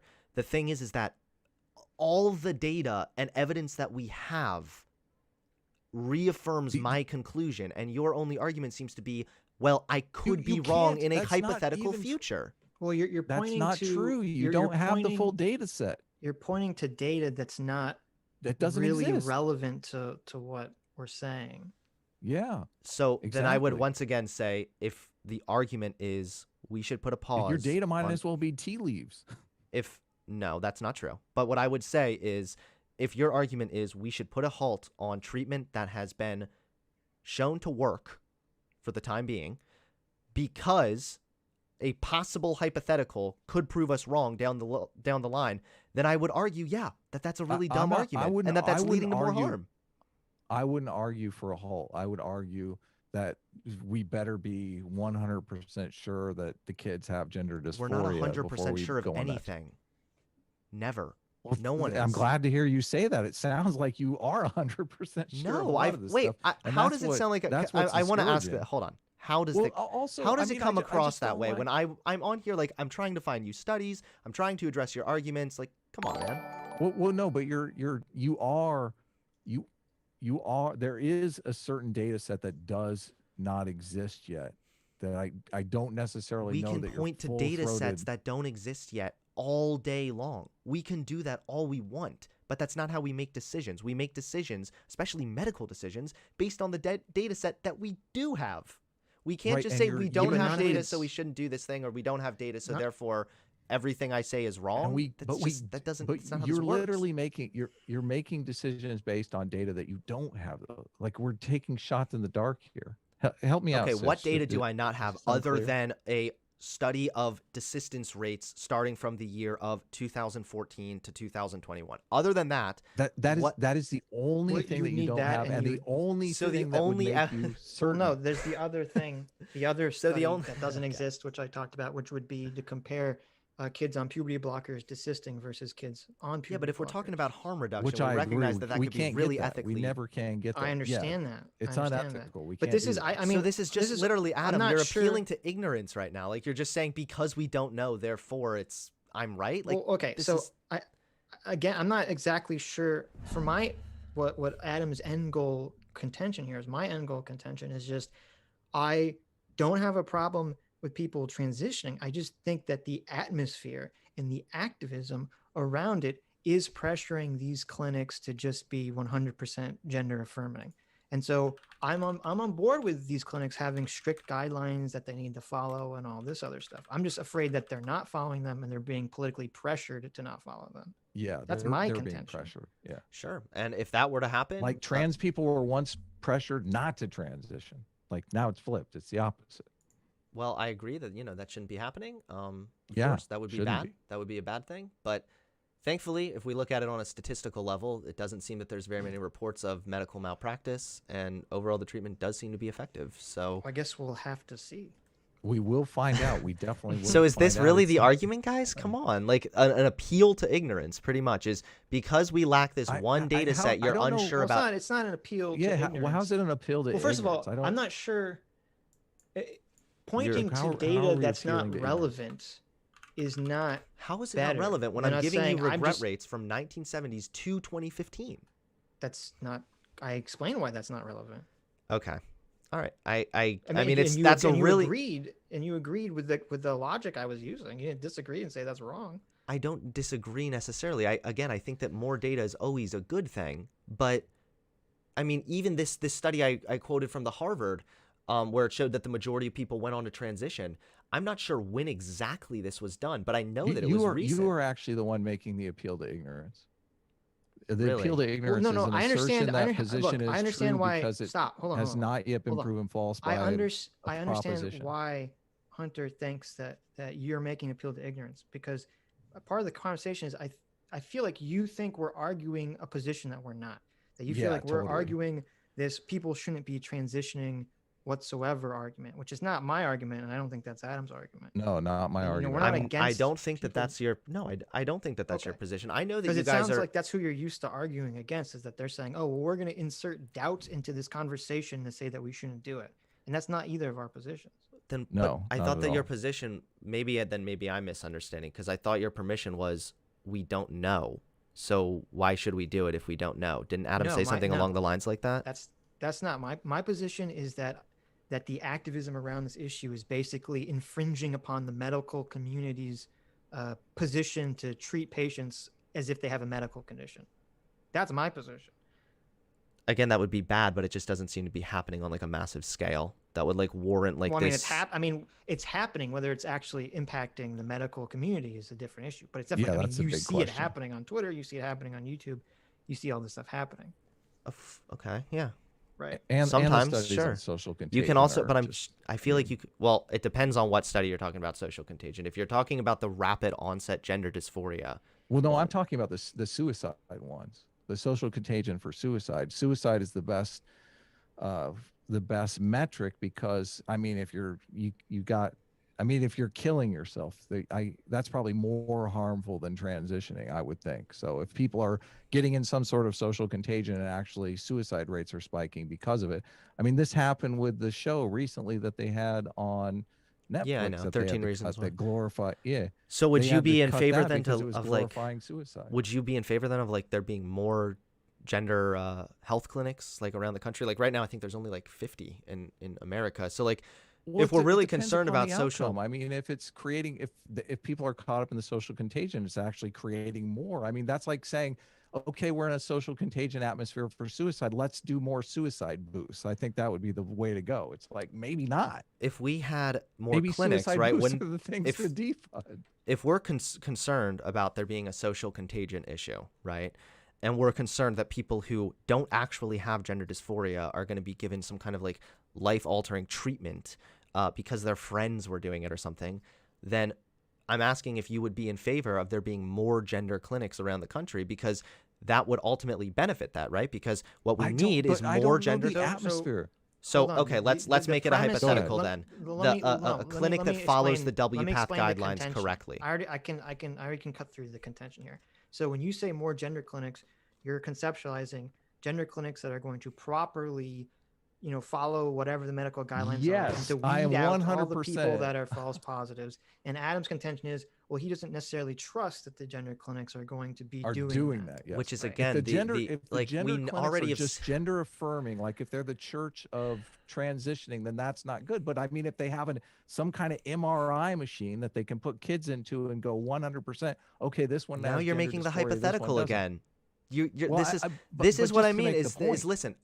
I know the point you're trying to make, and I No, also no, recognize I'm that. not sure that you do. Yes, I do. I can literally tell it back to you. You're concerned okay, about there let's do being a it. climate of social contagion, so you're worried that if we put more gender clinics in, that's going to just be more social pressure, and so more people are going to get false positives and start transitioning. That's your concern, and I understand that. Versus the other type of clinic. Go ahead and Versus explain a that one. clinic that would be following the WPATH guidelines, right? And Which is the way it's also, supposed to be. There's a little bit of, because like we don't have the machine that can tell 100% if someone has gender dysphoria or not. Like that would be great. Obviously we don't have it, but you understand what I'm saying. Like there's the spectrum between we know What you're saying is 100% because we don't know between- 100%, it might be bad. Is my understanding of what you're saying? Am I Well, wrong? no, I'm saying if we knew 100%, I'd say build one on every street corner for heaven's sakes. Okay, you got to weigh the plus and the minus. So should we never give any depression medication to children because we can never tell for 100% if they have depression? It's hugely different. I mean, we're How? talking about potentially you can be sterile from these drugs. Should we give like them depression ADHD medication because we can never tell? ADHD medication has literally been linked to sterileness in kids that like consistently use it for years on But top of years. that's a good example, I think, Sure. what Adam's talking about is that, I mean, So are you against we all giving know kids this. ADHD medication then? Well, no, we all know this, is that there's been this explosion of, over diagnosing kids with ADD. Everyone has ADD now. Everyone's, lining up to get their speed, which is basically what these medicines are.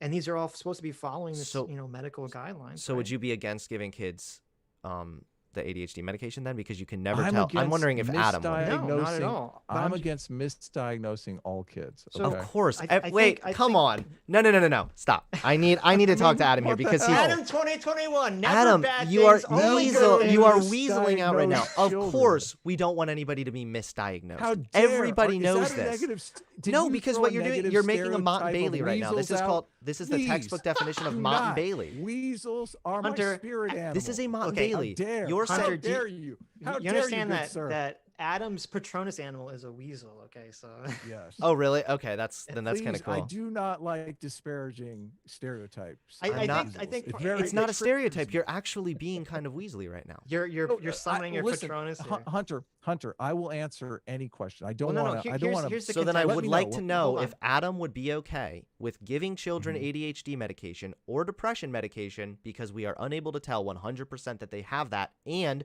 that medication could cause them to be sterile. It depends upon, like, you got to do a cost benefit. Why are you giving them the medication? Because they're having trouble studying? But No, that's- fuck okay. them. No, Adam, you're, the original look. Okay, you've so then lost we have the track odds. of the So okay, then original- we don't know you've lost 100%. So track you're of the against giving original because we argument. don't know 100%. You're let- against giving the medication. That's The- your the argument. ri- original- What is the medication for, though, Hunter? Don't you understand? Like, Of course, I weighing understand. the Yes. pros and cons. Yes. So Like, why what wouldn't we is do the that with? pro? So What why is the wouldn't we do that with the upside? puberty blockers thing? That's what I'm We- trying to do we is are- weigh the we pros are and the doing- cons, we- right? Like we are doing. Yes, we are doing the same thing, the exact same thing. Go ahead, Sitch. What are you No, trying I'm to say? saying you Adam, you've lost track your original position, and you sort of Mhm. fallen into these other positions. Was just about the certainty of this. Now, obviously, we live in the real world. We have to make Right, decisions okay. based on the best evidence we have. No one's gonna argue against this. Okay, but Adam's contention, except and Adam my kind of is, contention- but okay. Well, my contention and Adam's contention about this is just that there seems to We be don't this have the certainty. Go this ahead. this idea, this emotion of certainty about this when there really isn't. And I brought the example of the So what would ADD stuff. certainty look I'm like? not saying that kids shouldn't be given ADD medication, but if we look at the trends in psychology, it's very fashionable for there to be some diagnosis that's way overdiagnosed for a period of 5 to 10 years, and then we cut back on it.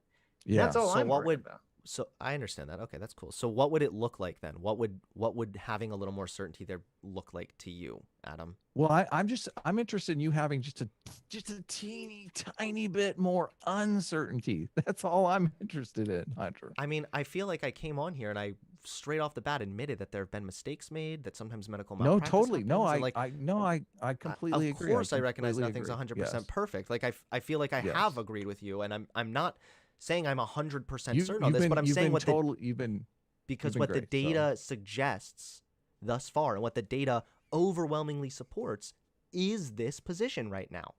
no. Now you just jumped. No, Okay, so but before we repeat That is what the data. argument again. I no, would let's like to not know, Repeat. Come on, I feel I like just wanna I'm know in what the movie Tenet here. Please, Adam, stop. I want to know from Adam. Who's inverted here? Is it me or You- Hunter? do you like the movie Tenet, Hunter? I've never seen it. I just want to know what Oh, Adam would You consider. have to see this movie. I would You just have want to know what see this Adam movie, would Hunter. consider being certainty in this Certainty? medical field, at least.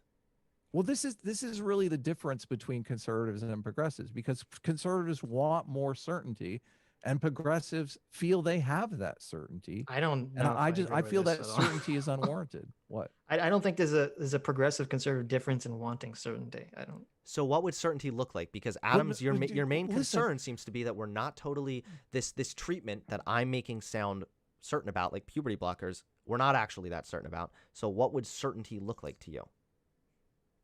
Well, obviously, if we had the machine that could diagnose gender So what would a dysphoria from an realistic MRI, that would certainty be look great. like? What would realistic certainty look like?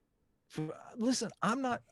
All my only point in bringing this up is that it bugs me that people are conflating the conservative position with being, oh, they just don't like trans people, which I'm sure there is a number of conservatives that do fit that definition, but I think most of them and particularly some of the people I've seen you debate, they seem to be more interested in harm reduction in the same way that progressives are interested in harm reduction. So, I but don't know. Your position right now would lead to more harm, at least based on what we have available. you to don't us. know that. Oh my God. Sitch, please. I just I discovered know I'm because you inverted. don't I'm know it. going You back think in that makes time you again. right. That's not like we could just as easily say you don't know that 10 years down the line, all these people that transition are going to be living way better lives and they would have killed themselves. I mean, Had they they could all be not. lizard people in 10 years from our I vaccines. know. We don't know. We just got to invert. We got to So- go back So forward. before you go, Wait, and no, I don't want to before- go yet because I really, Okay. I, Well, I Adam don't want to hasn't- kill Adam myself on hasn't- this Groundhog Adam Day hasn't answered conversation. this Yeah, question totally. yet, though. Is what What would if I not, Sitch, have I what not would answered the certainty question? I look feel like I've like? answered everything Adam, is there? here. What is would there- certainty well, look He like? gave an answer. He said, I is there answered the something question. beyond the Do I have What's to a machine? answer it okay? Hold again? on. I'm sorry. I'm getting a little bit frustrated here. What would realistic certainty look like to you, Adam?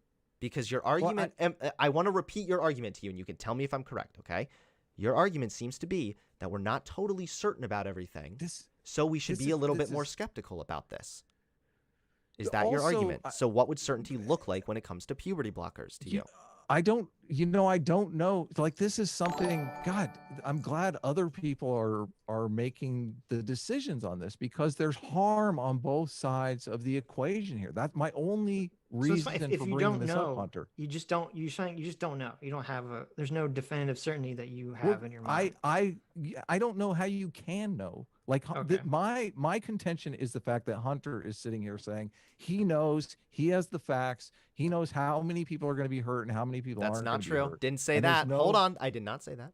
I did not say I know Well, how many It I people. mean, feels that Hunter- way. You might not have Hunter- said it, but we Hunter- felt it in our guts. Hunter, I'm being hyperbolic, and you've been extremely good faith, I feel, in this conversation. So I have been I trying am to. being It's just, I am being hyperbolic here, but I feel the level of certainty with you is much higher.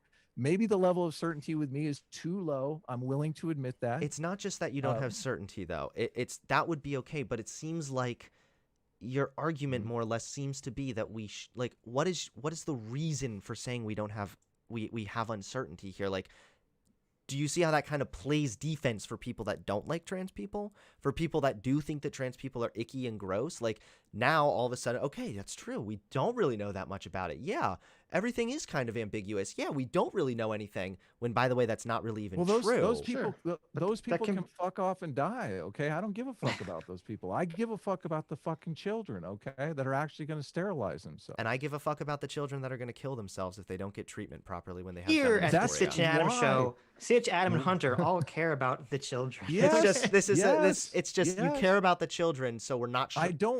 I do not want to embolden people who want to disparage, trans people. So The- what the is your question is solution, really though, over from the this? trans kids. Adam has no What's that? solution. I want to ask you something else before Well, you Hunter, go. hold on. Okay.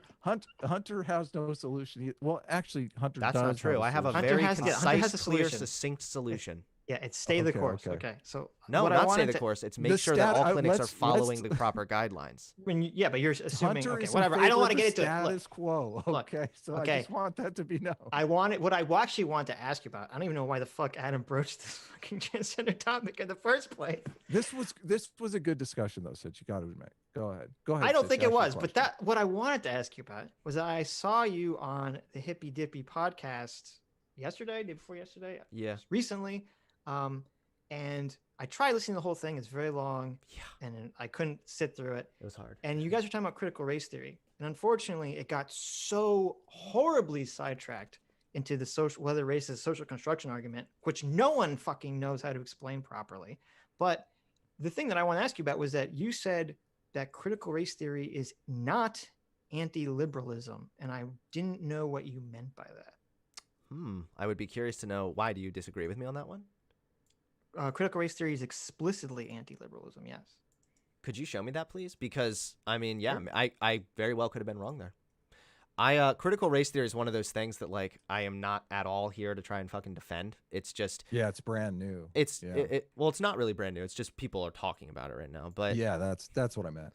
yeah, so like I if I was wrong there, then I could have been wrong. I know that critical race theory was unique in not wanting to go outside of like the legal system, I thought, which was unique Well, they don't want for to that abolish critical. like like the idea of loss. Yes, So but I mean, they if you look like all of almost any foundational critical race theory thing, they say things like, oh, critical race theory questions the very foundations of liberal order, including equality theory, legal right. reasoning, enlightenment rationalism, neutral principles of I'm constitutional literally reading law, this right now. Yeah, yeah, colorblindness. yeah. I'm reading this right now. Yeah. Right, and even says this on the Wikipedia for But critical race that's theory. It says the questioning number it, one right? thing.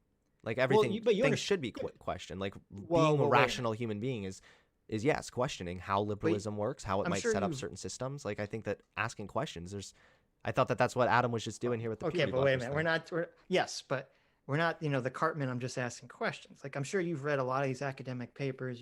People rarely say something like, fuck X. What they do is they say, oh, well, I critique X, I question X. And then they give you a long list of things that they have a problem with X. Okay. And it's the same thing with critical race theory. All the tenets that they espouse are all against the tenets of liberalism and individualism.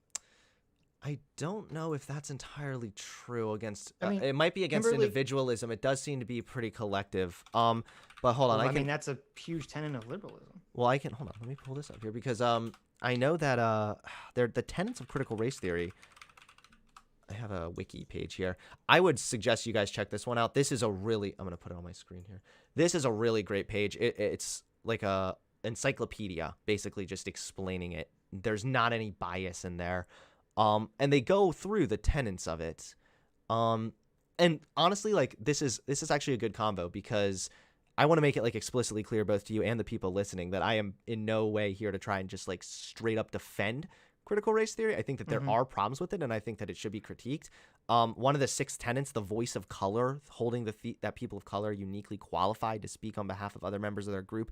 That I find to be like a little bit like, I'm not Crazy. too sure. Like, yeah, I kind of Insane. wish that we could have Yes. gotten into that on the panel, right? Because that would have been one where I would have said, I'm not too sure about this one specifically.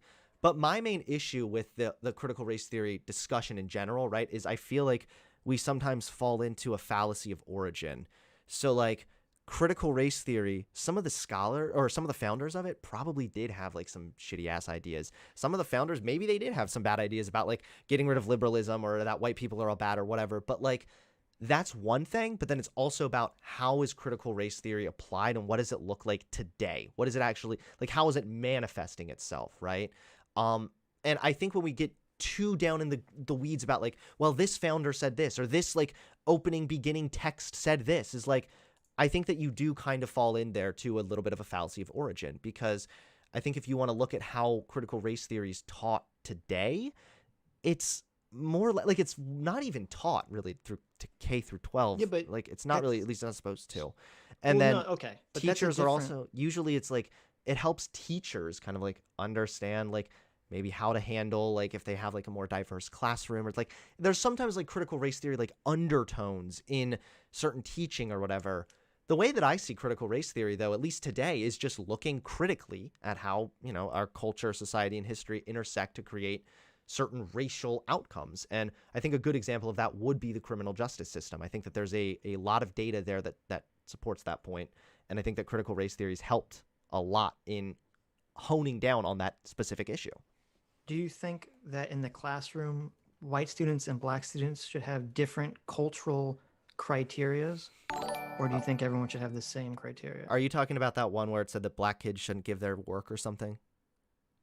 No, I'm just talking about there's an idea, an anti-assimilationist idea in critical race theory that black people should have a distinctive cultural normative value system than white people. I mean, it would that should depend. be Is taught that to like an black kids. original founding text? Because again, like, Yeah, there it is. are probably some bad ideas within that academic field, but that's not a reason to get rid of the entire academic field, especially when it's also brought us valuable insights. But you understand that you understand that when I asked you, I said, how is critical race theory not anti-liberalism?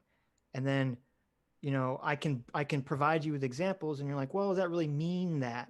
I'm like, well, yeah, it does mean that if you read through all these foundational texts, which is what I've been doing. I'm not reading the secondhand. I'm reading, So this the key writings that form critical race theory. This is what this is all based off of. Right? No, I And I'm not understand that. sure- I think Yeah, that and I'm not sure that you can sort of, when I see that even modern critical race theory texts, they use the same terminology, they use the same language, they're all derived from the same core ideas. I mean, I don't I'm just pulling this for as examples. I'm sure I could find a 2019 critical race theory paper that's espousing the same ideas. I just didn't think that that would be as useful to the trying to describe what critical race theory is. Yeah, I mean, of course, there are going to be some people in the beginning of the field that have written bad things, but this is kind of what I'm getting at is like we wouldn't necessarily throw out the whole academic field or the whole medical field of like psychology, right? Because Freud, for example, one of the like beginners of in that kind of field, espoused ideas that like all boys secretly want to like fuck their mothers and like girls are attracted to their father based on the scent and like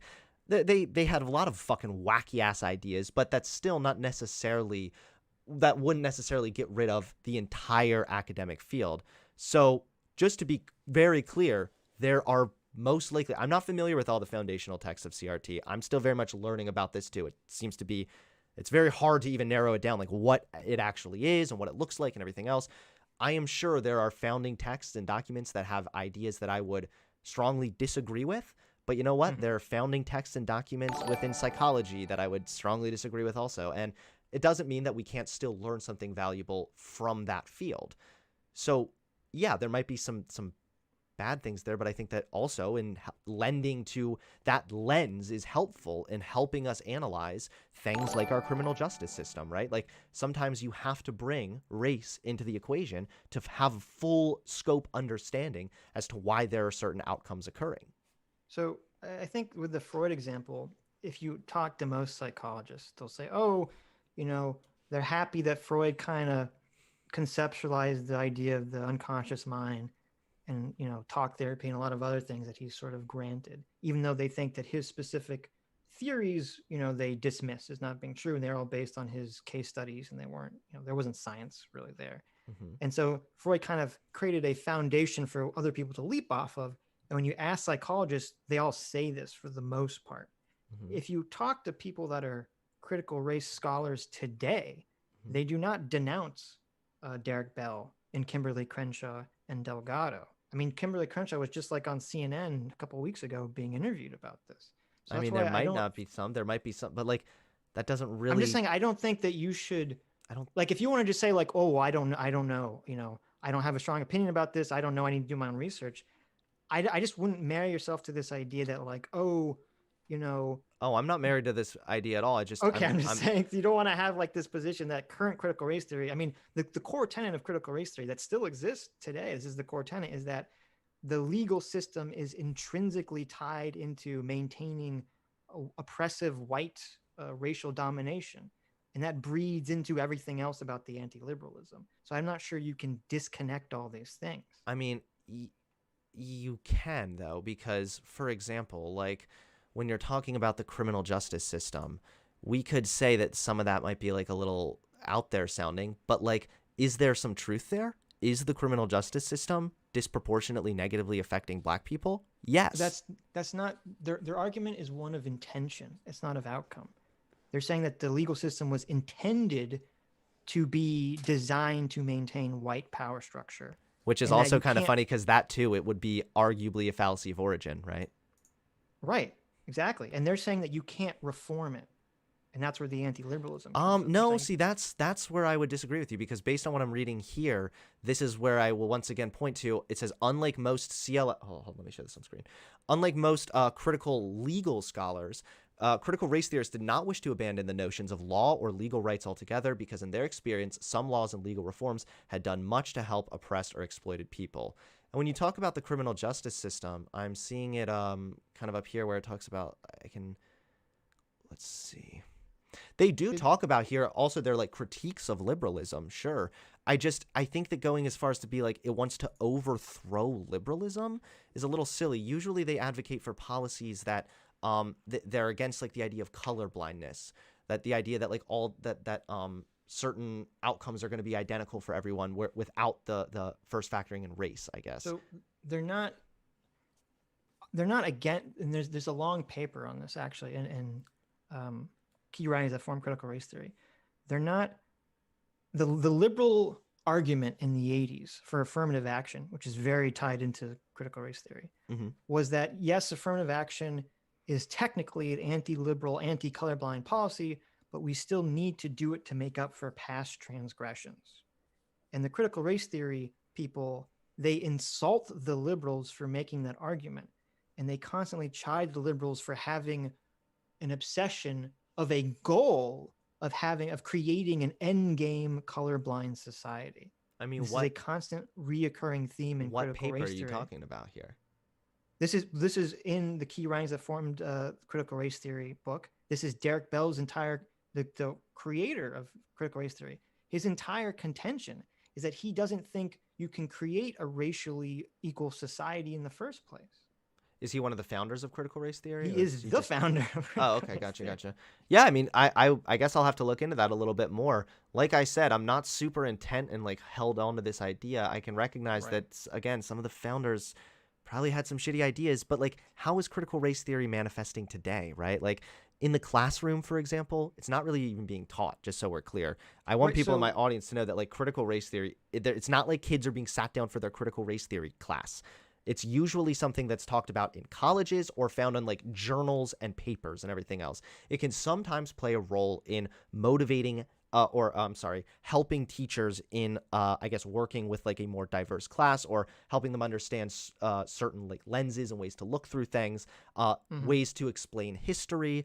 I guess the reason that I'm not too caught up in the whole foundation of it, the founder of critical race theory is because I just kind of want to look at like pick it apart for what it is as an academic field and say like, is there anything valuable we can get from this? Is there anything bad out in this also? And I would say, yes, of course, there are bad critical race theorists and people that have really shitty ideas. Even some of the founders. Yeah. If they're talking unironically about like segregating black and white people, then I would 100% say that's fucking horrible. And I would denounce that immediately. But I also think that through this academic field, it can also provide a lens, even the way that like we talk about race. Like whenever we have a conversation about systemic racism, for example, we're more or less using a critical race theory lens to have that conversation, the way that we're analyzing that subject matter. I mean, the concept of systemic racism predates critical race theory. They're not, critical race theory uses systemic racism. It didn't create the concept. So you can have all It's those true, conversations but it also without brought a critical lot- race theory. Well, but critical race theory also played a really big role in honing down on specifically the systemic issues within our criminal justice system. And critical race theory, in that lens at least, has definitely helped in people having a better understanding of what systemic racism looks like and how it is still kind of in play right now. Well, I mean, since systemic racism is generally just viewed as you just look at an outcome of a system and say, okay, if this system creates a racially disparate outcome, then it's systemic racism. You don't need like a specific lens to find that. It's pretty But you apparent might, to be able to because find that on like its think own. about it, like you might though, if for example, if we didn't already know that, thanks to critical race theory helping us understand it better, but like if we didn't already know that, right, like you'd have to start asking those questions and look through those lens. Is there a structure in place that is delivering, why is it delivering disproportionate outcomes here? Is it based on class? It doesn't seem like that, because it seems like regardless of their financial situation, there seems to be bias towards people who are Yeah, but black. So like that would be the race theory critical race doesn't theory. provide an answer to that. They just come up with the presupposition in critical race theory is it's race. It's not like they're detecting. It's Well- not like they're looking through the facts and saying this is race. No, they're saying this is race Well, I hear before that they look argument at a any of lot. the facts. I hear that argument a lot, but of course, like it's critical race theory. Of course, it course. assumes there's going to be some racism there. That's the point of the academic field. Well, that's not like some, saying that's- that's like saying we can't talk about math because it assumes there's going to be numbers there. Like that's part of it. Well, no, but looking you, at you race is part of it. understand- You understand that, like, general basic psychology. If you decide you're going to find something, you're going to find it, right? You understand, like, everyone knows this.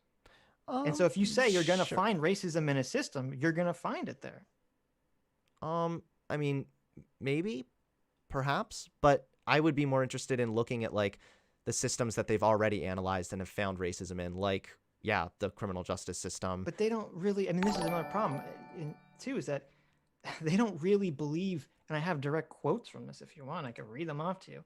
They don't really believe that you can find objective truth in a lot of these areas in the first place. So Well, what do they're you mean not even objective looking for truth? it. Are they like anti-realists? Because that's like a common like kind of moral position, not moral position, but like ethical position, right? They don't think in the realms of these quote unquote social sciences that there is really such a thing as objectivity that can be found, because their argument is that, oh, since they're coming at from this from the critical theory perspective, they're saying Mhm. everyone's production of knowledge and view of the world is rooted in this power struggle of oppression. And so they're saying there's no such real thing as objectivity, and this is just sort of like this trick that the cultural white hegemony like places on people. Well, yeah, that So sounds it's not kind of like they silly, can but at the really. same time, I that agree, sounds like but they can't really find the things that you're looking for. but that sounds like an extension of like it does. It's you're right when they say there's no objective truth. That can sound pretty like stupid and also kind of anti-intellectual. But when we're talking about that, that sounds like an extension of like moral realism or moral anti-realism, which basically believes that when you boil it down, all things are ultimately subjective, or all things like because that it's. I'm not saying I even agree with that. I'm just saying it sounds like an academic like extension of that more or less. I Well, don't think that's I as understand what you're saying. scary as it necessarily Right. sounds on first glance. Well, no, it is because it would be like if we were to go back to the trans argument, if Adam said, "Well, I don't believe that you can find objective truth, so I'm going to dismiss your statistics." Like that's sort of the way that this is being levied by critical Um, race theorists. Is that they're saying, well, the people collecting statistics are white and they have this white cultural hegemony and blah but blah wouldn't blah that blah be an blah, argument blah. against the critical, like some of the critical race theorists, and not necessarily the entire academic field? Well, no, like the quote that I Because can that read from sounds you, which is dumb, by the from way. it is, yeah, it is. It is really dumb. And from the critical race theory book that's always cited by Delgado, is it says flat out, it says for the critical race theorist, objective truth, like merit, does not exist, at least in social science and in politics. In these realms, truth is a social construct created to suit the purposes of the dominant group. And so I don't see I mean, that how sounds if kind this of is yeah, it sounds a little out there for sure, but it it is also very sounds out there. like what I kind of said is an extension more or less of like moral realism or moral anti-realism.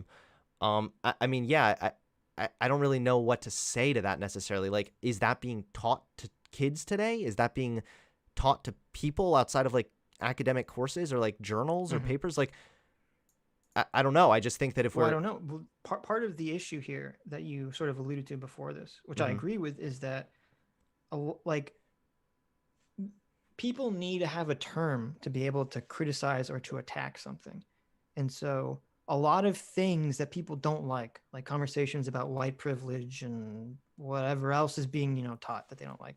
yeah, It all sort of gets rolled and lumped into critical race theory just because people are looking for a term to describe these various these various what I would basically say are cultural Marxist ideologies, but they can't use the term cultural Marxist because it's been so stigmatized as being some sort of secret Nazi dog whistle. So they've but I instead mean landed on critical conversations, race theory. but aren't conversations about like white privilege and systemic racism and everything. Those are valuable conversations to have as long as they're had well and effectively, right? Right, but the contention is that usually they're not. Like privilege is generally used as a cudgel to silence people and to attack people. It's not really used as a means of reflecting on yourself and changing your own behavior. And I would argue that that's the I mean, intention it can for all these definitely. things. I would not say that it's the intention. I think that ultimately, yeah, I mean, it can be taught incorrectly, and it can also be taught correctly. Like, I don't know. It's just none of this sounds like an actual condemnation fully of like the entire academic field. It sounds like condemnation of like some people within the field that have had some stupid ideas, or sometimes Well, the way I gave people you. teach I it, they're doing disagree it with the wrong. core tenet of critical race theory. I don't know how that's not a condemnation of the entire field. The liberalism thing. The core tenet of critical race theory is that our legal structure was created intentionally to be oppressive to Black people, and it can't be reformed. Which tenet was that? That's the basis point. Critical race theory Which spawned is this because from the critical race theory and introduction in 2001? it's from that. It's from they all talk about this. Because I'm seeing here there's 6 core tenets. These basic tenets of CRT, according to the authors, include the following claims. Right. Race is socially constructed. Racism in the United States is normal, not aberrational. It is the common, ordinary experience of most people of color. Right. Which I disagree with that, to the way that that's being levied, but Okay, yeah, but this is what I mean, right? Is there multiple scholars? You're saying that your thing says there's one tenet. This thing here that from a different I'm book not says saying there's no. 6. Okay. I'm not saying that there's some book out there that says there's a single tenet of critical race theory. Okay.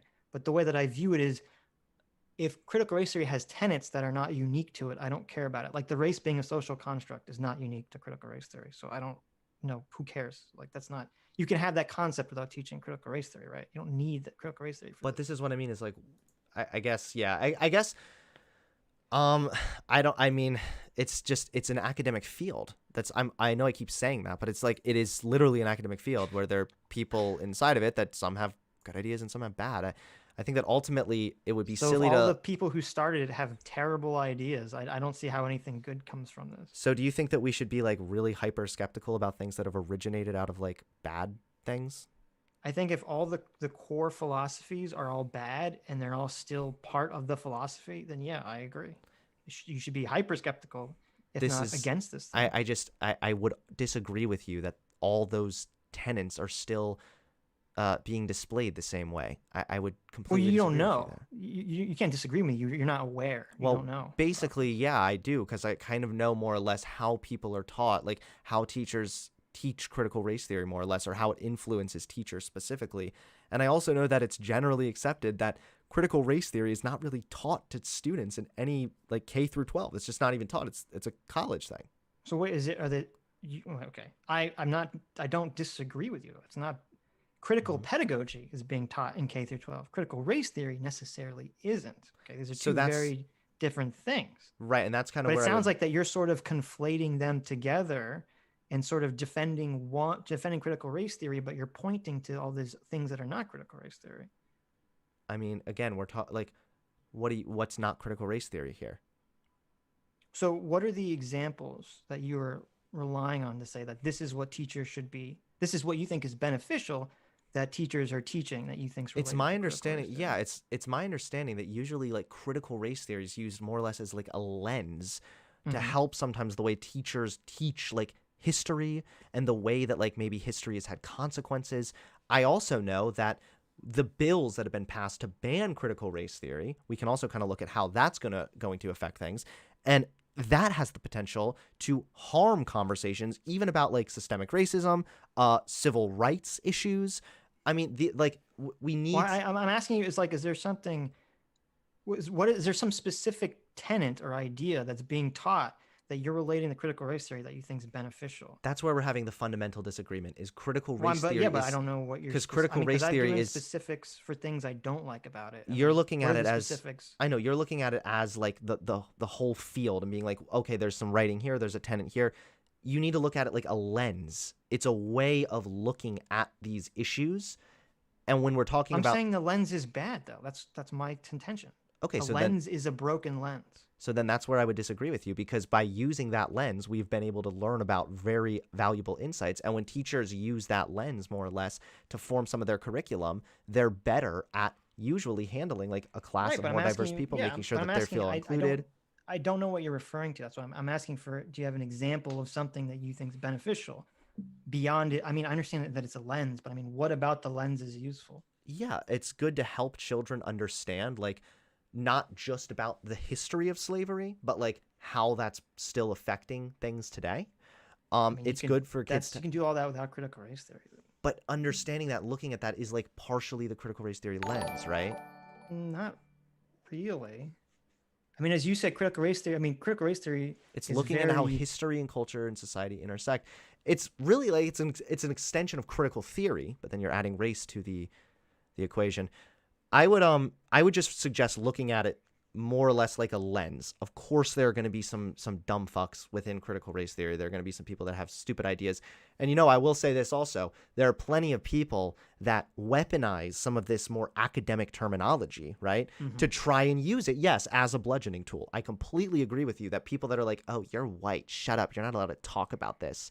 Those people can, like, go fuck off in a video game, right? Like, I hate those people. They're stupid. Right. But, like, that's not necessarily that doesn't really incriminate like critical race theory as a field. I guess that's really my main point. We're kind of looping here, and it's also I've been here for over an hour and 2 hours Okay, Yeah, now. well, you've been very generous with your yeah. time. I have one last question before you go, though. Yeah, sure. I'm curious now that you're more progressive. Do you like The Last Jedi now? Is that a good movie in your opinion? I haven't even seen that yet. I'm curious. I just don't care about Star Wars at all. You know. That's probably the right answer. sacrilege. It's probably the right answer. Exactly. What's You your do- what's your Harry Potter house? No, I don't. I don't do Harry Potter God, you either. don't do any. What? What was there anything What? that piece of entertainment that you do like? I like rap music. Oh my Oh, god. really? Yeah, I listen to like that's cool. I listen to like super hard rap. That's like my thing. There you go. So yeah. Well, thanks for coming on, man. You've been super generous with your time. Did you want to ask anything, Sitch, before he goes? No. Thanks for coming on. Yeah, man. Yeah. Thanks guys for having me on. I appreciate the conversation. Yeah, it was a lot of fun. Cool. See ya. Take care, man. That was fun.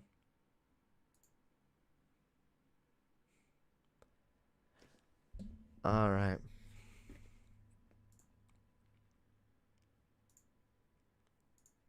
Okay, everybody watching, it's Father's Day, okay? I took time out of spending the day with my family to stream for all you greedy hoes. So how about y'all start donating to Daddy, okay? Because we're entering the chill segment. Father's Day stream. Because I want to talk about what it's like to be a dad. I want to chill with you guys for a little bit. But yeah, now's the time. Help support the channel. Put something in the super chat. Help ya boy out on the Daddy Day.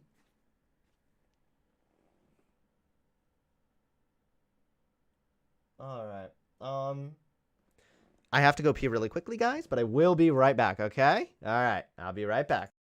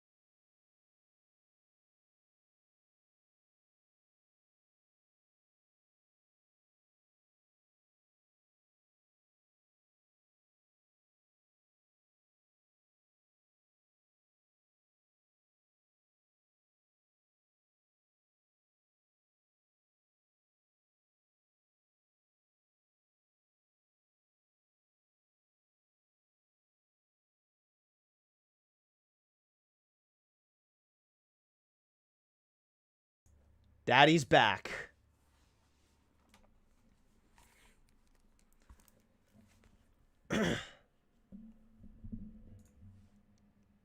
Daddy is back. Oh, I didn't realize there were other people in my Discord too. Well, now we're kind of on the Father's Day chill time, you know?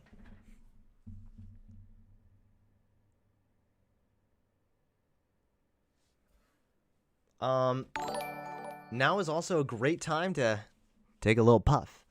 Hey, Layman, thank you for the $5 donation. Thought that went really well, dude, and I'm glad you finally talked to them. Happy Father's Day, buddy. Thanks, man. Appreciate it. And Lloyd, Virgil Christmas, thank you for the $5. Arnold Schwarzenegger, who is your daddy and what does he do? Yeah. Seriously, I hope Hunter doesn't get haters and Karens on Father's Day. You can always help me out, okay? Make it worth it. Donate to your daddy.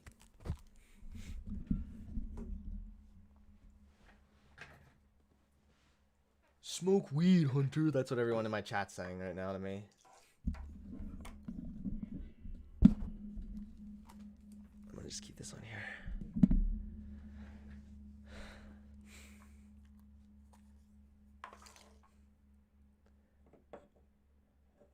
That sort of shit is more prevalent. Smoke weed, bro. Smoke weed every day. I don't know. I thought the overall conversation went pretty good. I think that I started off a little rocky. But something that's been really like important for me with trying to get better at debate is understanding that debate is not always about every single response being perfect, immediate, and spot on every single time, but rather it's a holistic approach. How did I think I did in the debate overall? Overall, well, it wasn't really a full debate, although it kind of got close to it. Overall, I think I did good, and I think I came out on top ultimately. But I definitely think there were times I started off a little rocky, and that was mainly because I was trying to feel it out. I didn't know if it was going to be a debate or if it was going to just be like a convo. So yeah, I was just trying to take it a little slow and chill. Your loyal 2015 sub over here. Oh boy.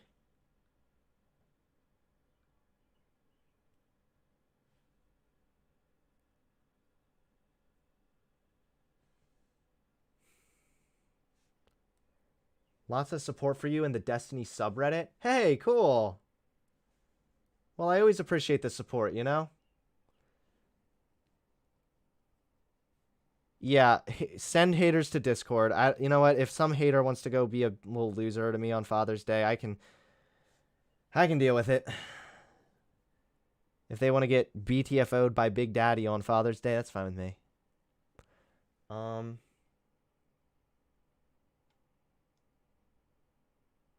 Nadine Marcus, thank you so much for the $5 donation. And Umbrian, thank you for the $2. Happy Father's Day, Dad. We love you. Centrist TM. Hell yeah. Hunter rap on stream? No.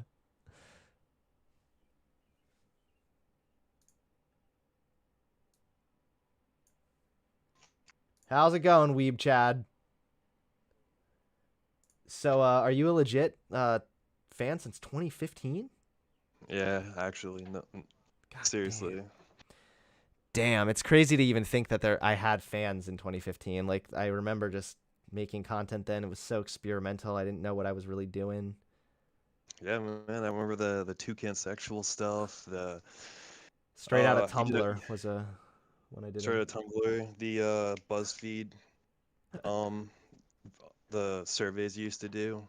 Oh yeah, you know, I would love it if I could find another one of those cringy things. They've kind of fallen out of style though. No way, really? I would think they're still around. I'm sure they are. It just seems like I don't know, they're not as popular. But what's up? Are you an actual weeb, and are you an actual Chad? Actual Chad, yeah. Weeb, iffy. Okay, gotcha. Not so sure about the anime stuff. Gotcha. So is that what makes you a weeb, Chad? Because you're not so sure about it? Yeah, exactly. You gotta mix both in together. Just gotta own the fact that you're a weeb, right? So what did you want to debate about? I don't know. I mean, you just had a long thing on trans and what was the other topic? Oh yeah, the censorship. Yeah. I have a slightly different one if you want to go to actually though. Yeah, sure. Hit me up. I How mean, I'm about to about smoke some weed, so you might be getting me when I'm weak. that was me asking you to do that. So. Oh, gotcha. So that's your plan. Get me nice and baked, and then you can beat me in a debate. Is that it? I mean, was that a good strategy? What do you think? I don't think it's very good because you get me higher, I'll just debate better. But no, I'm just kidding. So what's up? Hit me up. How about, well, I mean, you have to let me know if you know anything on this, but like shifting demographics and movement of people in the U.S. Are you really a fan since 2015? Yeah, What do you mean by I shifting bet. demographics? Like the movement of people in the United States right now from like different states to one another, and whether or not it might be politically driven. What do you're gonna have to further expand because what it sounds to me like you're saying is you're alluding to the idea that someone or something is trying to I don't know, replace like white people via immigration. It's kind of what it sounds like you're getting at. No, like I mean, I don't know how much you follow it, but like the shifting of people from like the Northeast down to like the Sun Belt, or the change in shifting voting demographics in like Florida, for instance. Um, Not, I'm guessing I not I then. mean no, I mean I know that like demographics and things change. I'm just not sure what you're getting at with this question, I guess. I guess this isn't a really good you tend to do more like political social stuff. So Well, I mean, what's your kind of what's your position on that? Like, do you think that it's yeah, people are in the chat saying great replacement theory? Is that like what you're alluding at here? what do you mean? I don't actually know the term replacement theory. What do you mean by that? Oh, like like yeah, more or less the idea that like white people are being replaced by some kind of a like immigration push for immigration, and that's done by like changing the demographics so that I guess they vote Democrat and then eventually like take over and then white people become a minority, something along that line. Oh no, that seems pretty absurd. Okay, cool. So then maybe that's my fault for misunderstanding you. Yeah. Also, I apparently I said "love you" to Carissa on YouTube. They're saying he's saying it now, and I don't know why, but that got me banned off by for what was the name of the person, the mod on here? Oh On yeah, for Twitch? More Perfect America. No, on YouTube. For saying that you loved Carissa? Yeah, I just said "love You you." hitting That on my was an actual wife? clip. Well, no, What like the "love fuck, you" dude? is No, what the? uh, No, I'm just kidding. nah. I think you and Carissa are great. Don't worry. Thanks, man. I I appreciate it. actually appreciate some of the videos on. It got me thinking on some stuff for sure. Good. Like your Lecrae video. Oh, the Um, one with Carissa. Yeah, yeah. yeah, no, I think it's interesting. It's cool, man, that you incorporate it together. You know, challenge your views and get more out of it. Yeah. I'm trying to think then what I'd really want to debate here. I know you got a good lineup in the chat. I talked to most people in the waiting room. Are there any? Oh, okay. So are there any people in there that are like waiting to like yell at me? Um, I don't know. I think I DM'd each one of them. I guess if they want to speak up now, they can ask. That's Is okay. anyone here looking to yell? Excuse me. Also, actually, I wanted to ask, what state are you living in now? Weren't you originally from Maryland? Yeah, I'm still in Maryland. Still in Maryland? Oh, no way. Yeah. Are you in Maryland too? No, I was in Massachusetts, and I moved into Florida last year. How's that been? It's quite great, man. It's quite laid back here, I must say. You know, it's really just do what you want to do for the most part. What part of Florida? Outside of Tampa. Like, I don't know if you know Pinellas County. Have you been talking shit in my chat? Been what? Have you been talking shit in my chat? Which one? The Twitch chat. There was Yeah. I was saying bro to a lot of people and telling people to calm down. That was about it. If that's talking trash, then I'm guilty. Okay, I don't know. No worries, bro. It's all good. I mean, I was like, I wouldn't say you'd be one against that, anyways. You certainly like to press buttons every once in a while. Wouldn't you agree? Yeah, I do. Well, hey, man. Excuse me. Hey, thanks for coming on, bro. For sure. And thanks for being such a loyal fan. Appreciate it. Yeah, no problem. Well, I mean, I saw your change in views. I can't say I agree with everything, but I mean, And you it's know what? fun That's seeing. just to say that's totally okay. Like, I want people to be able to watch me whether they agree or not. I that's totally okay if you don't agree with me on everything. I just appreciate that you still are watching and, like, you know, not reducing yourself to your echo chamber.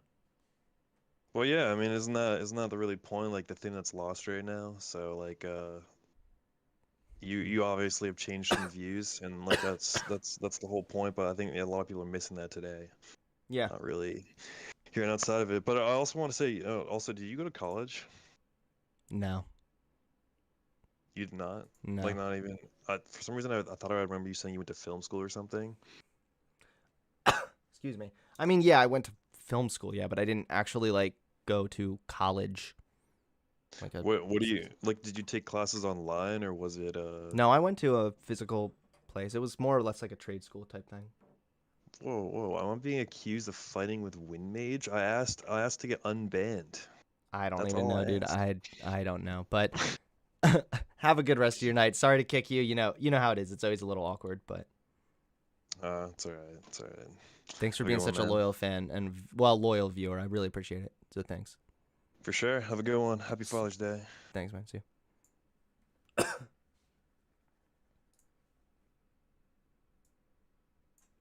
Flamenco. Hello. Oh. Or how's it going? Are you the Flamenco? Who's the flamenco? I thought I saw something about you once on Kiwi Farms or something. I don't know. Oh, I definitely do post on there. Yeah. How's it going, buddy? Going well. How are you doing? I'm doing pretty good. Doing pretty good. Your take on Jimmy Dore caught my attention. I was just kind of curious about a couple of things on it. Okay. I don't know if you're still interested in talking about that specific subject, but if you are, I'm kind of curious as to what exactly about that situation constitutes sexual harassment. Yeah, I would think that if he's making comments that are sexual, that are inappropriate for a workplace, then I think that would probably suffice. Would you say that a skirt that when you bend down shows bare ass to the point that you can see a thong like that? Would you say that's appropriate workplace attire? Possibly not. But do you think that responding with a comment like that is appropriate, or wouldn't it be better to maybe take it Well, to like an if HR department?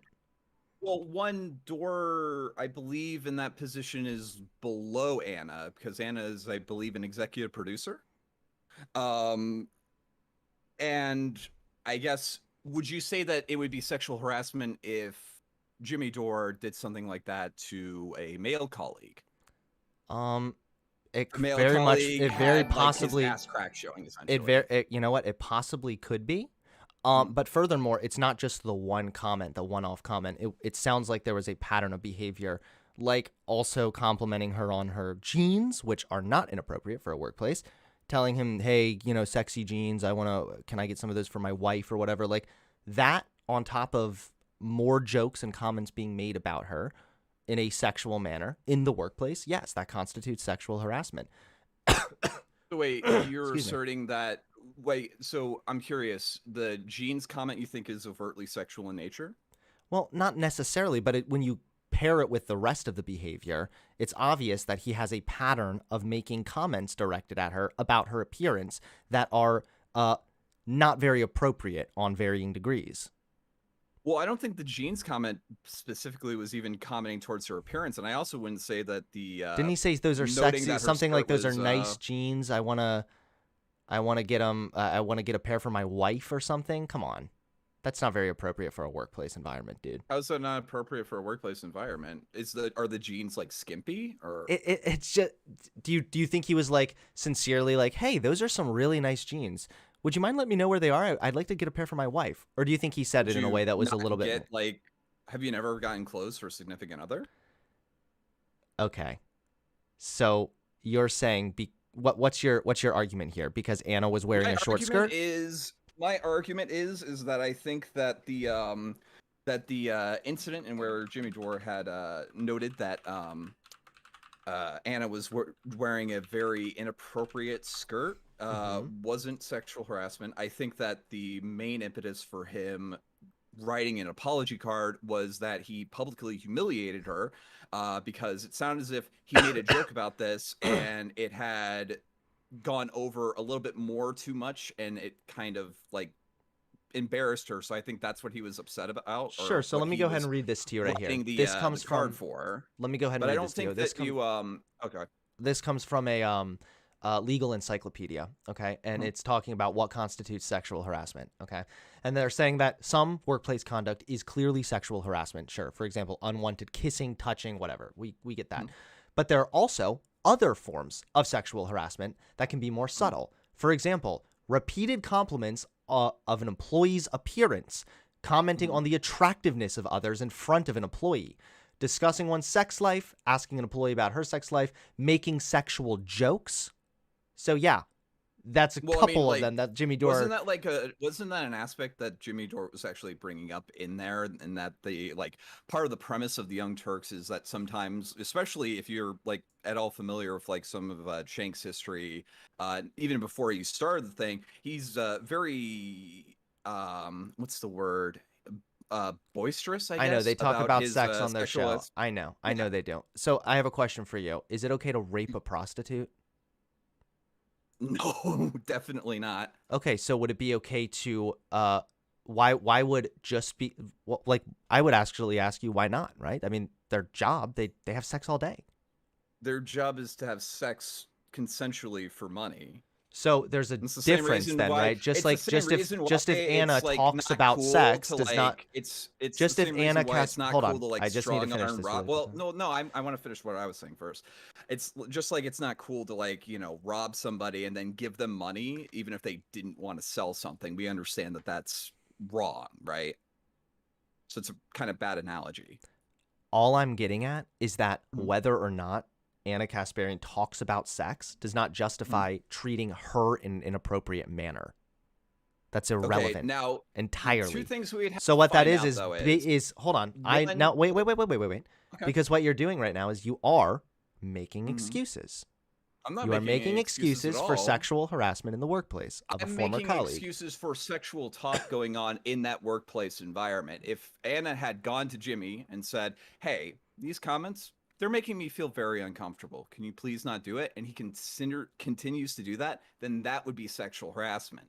If they're just in a environment where sexual comments are the norm and nobody's speaking up about that, then the impetus is on her to let people know that it is making her uncomfortable. There's a difference between talking about sex on the show and then making compliments, repeated compliments of an employee's appearance, or making sexual jokes about your colleagues in front of other employees as well. Which is what he did to humiliate her and degrade her. And this was a repeated thing. We now have the definition here, right here from the legal encyclopedia, clear as day, spelling out the type of behavior that Jimmy Dore was engaging in was, yes, workplace sexual harassment. Why is it? Just bite the bullet on this one. Who cares? It's just sexual harassment. You could still like him. You could still watch his show. It's okay. I actually don't like Jimmy Dore. I think he's an asshole.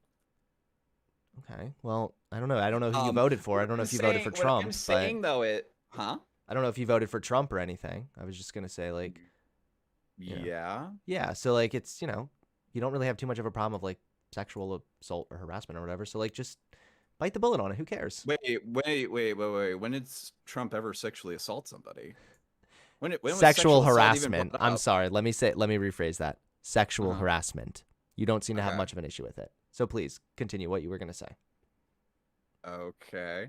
No, what I'm curious though about that is with the with the Jimmy Dore thing, do you think that Anna felt uncomfortable with Jimmy in this instance? Because it's really weird that for years after the supposed incident, she kept on inviting him onto episodes of the show that she was producing.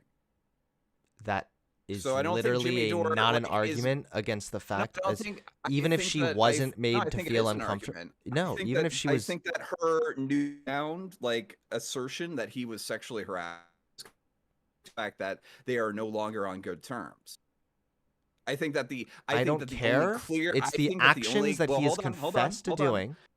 I think that clear evidence that she has is he meant that mortified her and that he apologized for. I don't think that we'll be able to find any like prior evidence of sexual harassment or He it acknowledged being brought making up comments by about her being anyone sexy and her jeans. before this incident.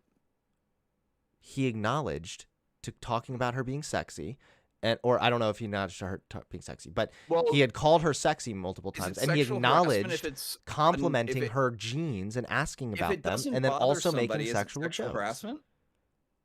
If it doesn't bother somebody, Do you is it realize sexual this is the harassment? same type of argument people make to say it's not rape because she liked it? No, it's not. Do you realize that you're making the same argument right now? Sure, if First of Jimmy all, was- it's irrelevant whether hold or on, not. hold on, No, hold on. no. You're asking You asked me a so question. I'm gonna answer now. Well, no, I'm gonna answer I'm gonna answer. First what of you all, just asked me. I'm gonna It's answer what you just irrelevant. asked Second me. of all, she was uncomfortable. She was very uncomfortable, and Jimmy Dore said it himself that Wait, she was. when did he say that she said that she was uncomfortable? No, she was made to feel uncomfortable with the sexual remarks and jokes he was making about her. I don't think that she was uncomfortable with the sexual aspect of it. I think she was uncomfortable with the fact that she was publicly humiliated when multiple people laughed that she had her bare ass showing. As I would be mortified if somebody brought to the attention that my ass crack was showing at the workplace. You realize that you would go to HR think then. that You that's a wouldn't make a sexual degrading No, you wouldn't make a degrading sexual joke to that person. So wait, so You I'm- would go so to I'm curious HR. Then, I'm curious then, would we know that there's clear-cut sexual harassment if there was HR filings that was filed by Anna? Would that be like physical proof for that? That would probably be helpful. It'd be really weird then with their like very public beef that they're not reporting on that, right? Maybe she didn't go to HR. I'm actually making the argument from the other side around. I'm saying that if Jimmy Dore was made to feel uncomfortable with Anna wearing a short skirt, then he could have taken that up with HR. You don't make a sexual degrading comment to the person Hunter, and do you embarrass ever, them in like, front of everyone. engage in banter with friends? Yes, Okay, like, but you- I don't and you engage in understand- you sexual understand remarks that an towards aspect of towards banter is- colleagues. You know that an aspect of banter is making ribs at each other, right? You realize that what you're doing right now is making excuses for sexual harassment. Why are No, you I'm so not. intent in I'm just not acknowledging denying it? the We already existence of the 5 sexual seconds into harassment. this, we were able to pull up this fucking thing and read the definition of sexual harassment and how Jimmy Dore's behavior matches up with that definition. Why are you Does so that intent on defending definition- this? Does that definition include the unwarranted aspect of it? It says repeated compliments of an employee's appearance, Mm-hmm. commenting on the attractiveness of others in front of an Can you actually employee. send me that definition real quick? Yeah, sure. It's from the Yeah, thanks. legal thing. And this is in California where they're based, right? I'm saying it's a broad definition. We're talking like it hasn't been Well, filed in a legal sense. Like we're talking about on a broad definition on what constitutes workplace sexual harassment. This also is a broad definition. This is not going to be the specific thing. Hunter, are you really kidding me right now? Hostile work environment occurs when an employee is subjected to unwelcome physical or verbal contact. That's of a one of sexual them. nature. Hold on, wait. Illiterate, dude? Are you Are really you just illiterate right now? illiterate? You're not even reading the entire I'm reading argument. the You're not fucking even reading the entire definition fucking right now, article. dude. I didn't say Uh-huh. necessarily that it was a hostile work environment. Okay, and let me read also, the entire it thing. was an Workplace unwelcome sexual physical. harassment is Actually, illegal hold on, under back Title up. VII I of would the Civil argue. Rights Act. Title 7, which employs to employers with 15 or more employees, outlaws 2 types of sexual harassment. 1, quid pro quo harassment. Basically, I think you So because understand it what wasn't that means. illegal, it's not sexual harassment? Oh my god, dude. You're such a Hunter, you're the bad one- faith fucking idiot. Hold on. Hunter, No, Hunter, let me you're pull the back one- here you're the because one- well, no, I'm going to have to no, mute you no, because no, I don't didn't get to try respond. to- You've said a bunch of 'cause wrong you're things. losing. I got it. No, dude. I no, got it, because dude. you've said a Keep bunch the of safe wrong things and I face. haven't been able to respond Well, properly. no, let me finish. No, what I I'm was going to reading, go ahead and though. say what I need to 'Cause say we- and then you can say your piece, Okay. okay? All right, buddy. All right, be good or I'll have to mute you, okay? So, first of Okay. all, you accuse me I'm of being trying not to blow illiterate. you anymore, dude. You're accusing me of being illiterate, okay? When One. Yeah, I think This, I have good. First of all, grounds to it believe does that. sound like it was unwelcome because she was made to feel uncomfortable by it. Second of all, Well, you were just this is denying the one essence of even definition. that it's I was looking at the unwelcome. types of inappropriate conduct. And you can read Okay. right here, while overt forms of sexual harassment certainly still happen in the workplace, more subtle forms of harassment are on the rise. And it Okay. spells out the subtle ways that people sexually harass their colleagues, in which Correct. Jimmy Dore Absolutely. And- meets this definition in multiple different ways. The problem is that when we're going into the examples of what might be more subtle versions of sexual harassment, it's still being predicated based off of this already established definition that lays out unwelcome. So it's not the aspect of it being a sexual comment in nature that makes it sexual harassment. It is the unwelcome nature of it that makes it Listen, sexual it harassment. literally proves my point even further. It says can you accept that though? Can you no, accept because that I'm going to go ahead and read this unwelcome is first. a For predicate example, for it to be sexual harassment? any of the following actions can be sexual harassment if they happen often enough or are severe enough to make an employee uncomfortable, intimidated, or distracted enough to interfere with their work. Anna was both intimidated and uncomfortable by that remark that he made about her skirt. So much so that he Okay. had to write her an apology. But was he writing the apology because she was sexually humiliated Okay. by this? All Or right, that buddy. there Hey, was I this really aspect of appreciate you sexual coming on harassment? here. I think that we've I know, gone over dude, this you pretty looks well. really bad. Okay, I appreciate the conversation. Have know, fun dude. defending workplace sexual harassment, I guess. Okay. Hunter mutes when something doesn't go his way. I didn't even mute him, dude. He shut up. I knew that guy was really bad faith and really stupid also. So that's why I wasn't being very nice.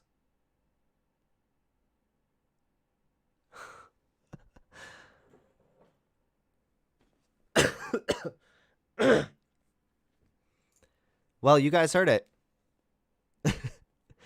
That it's not sexual harassment because it's not illegal, and it's not sexual harassment because she didn't she didn't file it, and it's not sexual harassment because she didn't really feel that uncomfortable. Oh, and it's not sexual harassment because we don't really know if he wrote the card to apologize because he thought it was sexual harassment or thought it was sexual.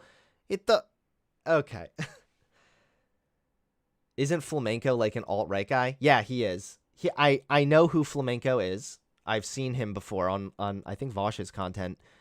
So that's why right away when I had him in here, I knew who this guy was and I knew what to expect. His argument was basically it's not sexual harassment because he doesn't feel like it is. We literally, like, you can just fucking read the thing right here.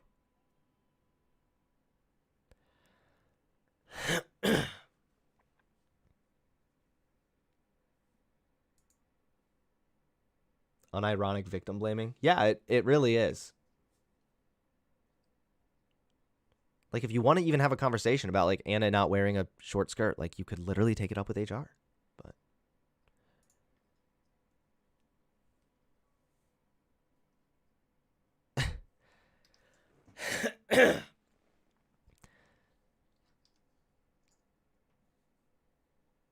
thank you. That whole discussion was dumb AF. He thinks you're a grifter. Whatever.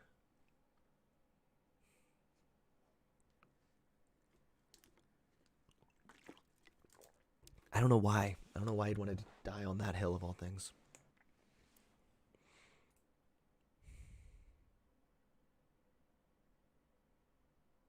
Okay, wait. He's getting kicked for now. Because he's a cuck. It's not sexual harassment. It was a joke, dude. A rock that isn't living can see that. Why don't you get in the chat? What? You know what? Fuck it. Why don't you get in the waiting room next? Making sexual jokes is literally on the fucking list. It was just a joke, bro. A joke that by definition would suffice sexual harassment. Good going, buddy. You proved that one, dude.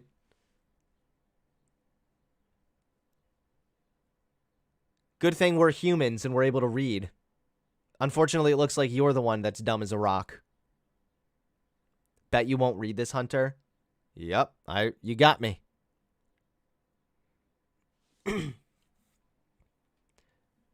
All right.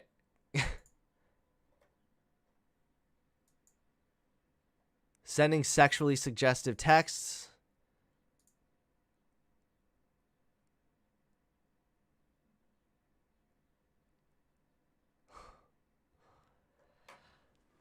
Let's see.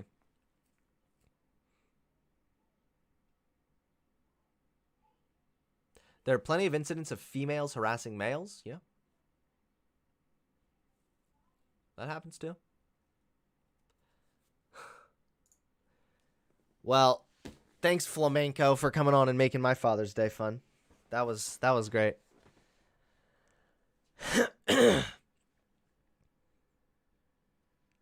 We'll have to have another discussion sometime, dude. Maybe about something a little more substantial. Maybe you have something a little bit better to back up. I don't know.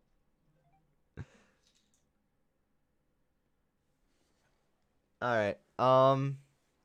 Well, this was fun in a sad way. Talk shit and chat and then never want a real debate. No, he came on for a debate, so.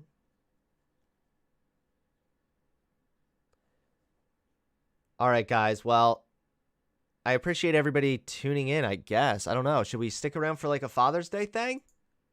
Because we never really did anything on Father's Day. And I didn't even get to show you my cool Father's Day gift. Oh, yeah. Also, if anybody wants to, is watching on Twitch and you want to help support the channel, you can put something in the PayPal. What's cool with PayPal is you can include just like $1 in there and you can leave a really long ass message. Maybe something you won't rage quit. Listen, no matter what happens, like if I have to end the conversation on my channel, on my time, after it's starting to loop around and I've already proven my point, that guy's being just a dumb fuck repeatedly, whenever I have to be like, all right, dude, the conversation's over. I appreciate you coming on. It's always, no matter what happens, we could be arguing for 3 hours and I would still be accused of rage quitting. Like it doesn't matter. So that's just that's how it goes. Now I need another hit. Oh God. I'm going to stick around a little longer because I want to talk to you guys. Today it was supposed to be a chill stream and it inevitably turned into a debate. Yeah, it was pretty circular. Yeah, I know. That's why I had to end it. Like, it was starting to loop around. I mean, how long do you know, don't just go in circles over and over again.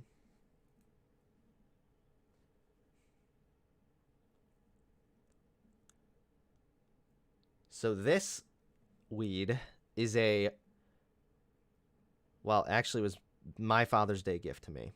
And it is a hybrid. A sativa dominant hybrid, though. I'm not an indica guy. Not very much. Just makes me too sleepy.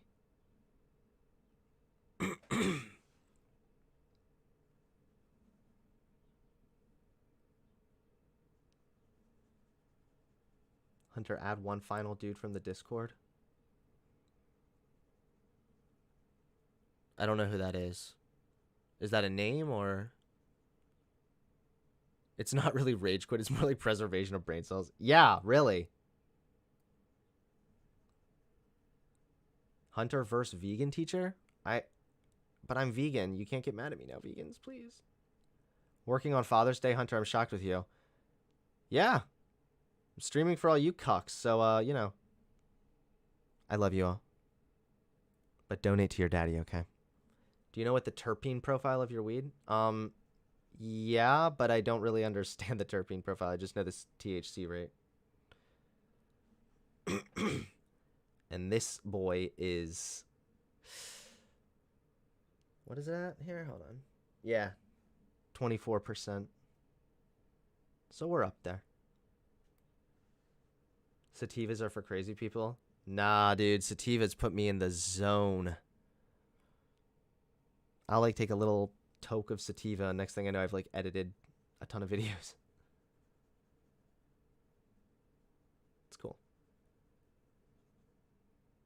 I use it legally though, and medically, because it helps me with my depression and anxiety shit.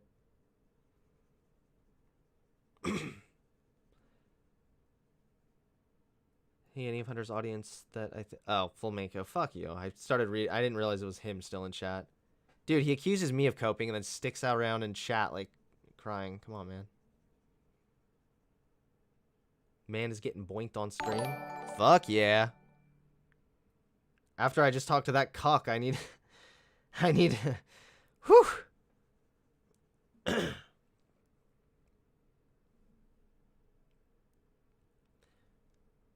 But yeah, I'll be honest. Oh wait, let me get my thing started, my recording. Hold on. Because I want to talk a little bit about what it's like to be a dad.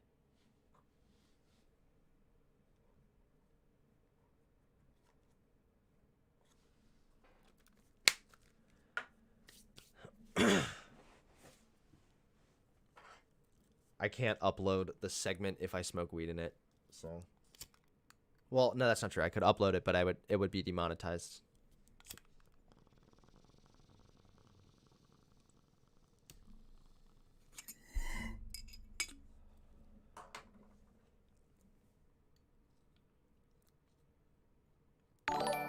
I wish I could play music on stream without getting copyrighted. That would be really cool.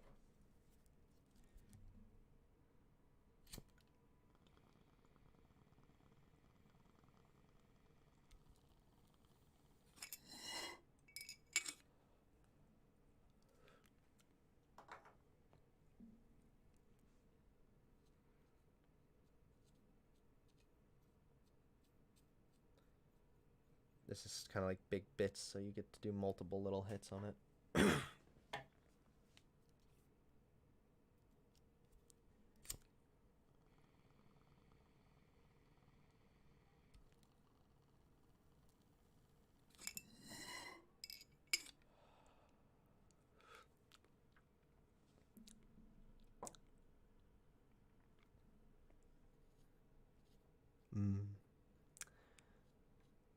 Yeah. This is a really good one. A good strain. Just tune in to Hunter ripping a fat bong.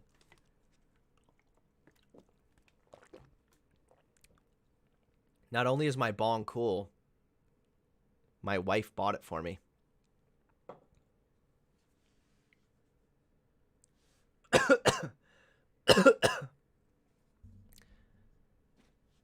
All right. All right, guys. Well, hey, I'm just going to split. I appreciate everybody tuning in today, but it is getting kind of late, and I'm going to go hang out with Carissa for a bit. But yeah. Love you all. Thanks for tuning in to the fun discussion. It was awesome.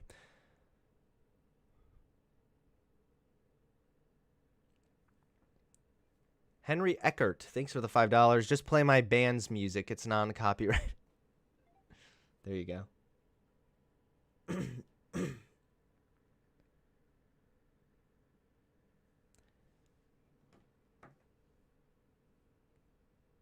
Let's defer to Carissa. Carissa in chat. Show the book? Okay.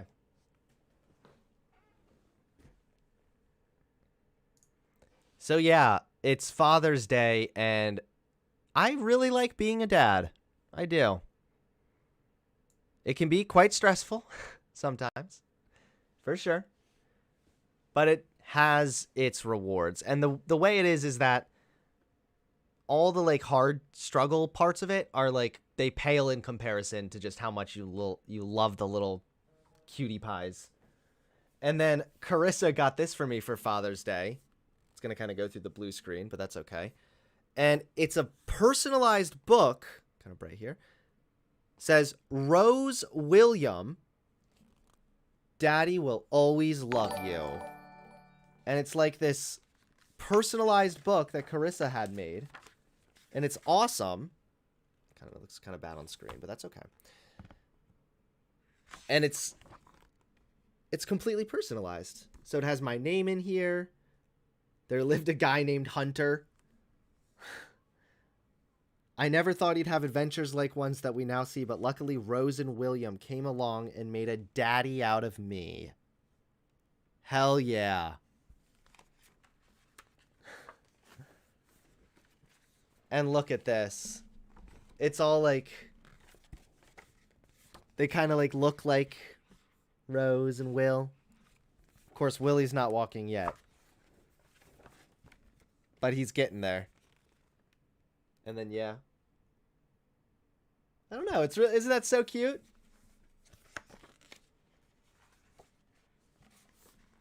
All like personalized and everything. I got all like teary-eyed when I opened it and shit. It was really sweet.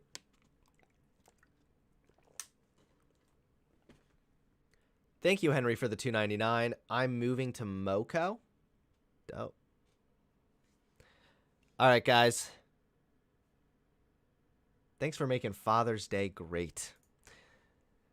Thanks for helping out your big daddy, Hunter. I'll be back tomorrow night. Got another stream dropping. We're going to have a lot more topics tomorrow. So, yeah. Thanks, everyone.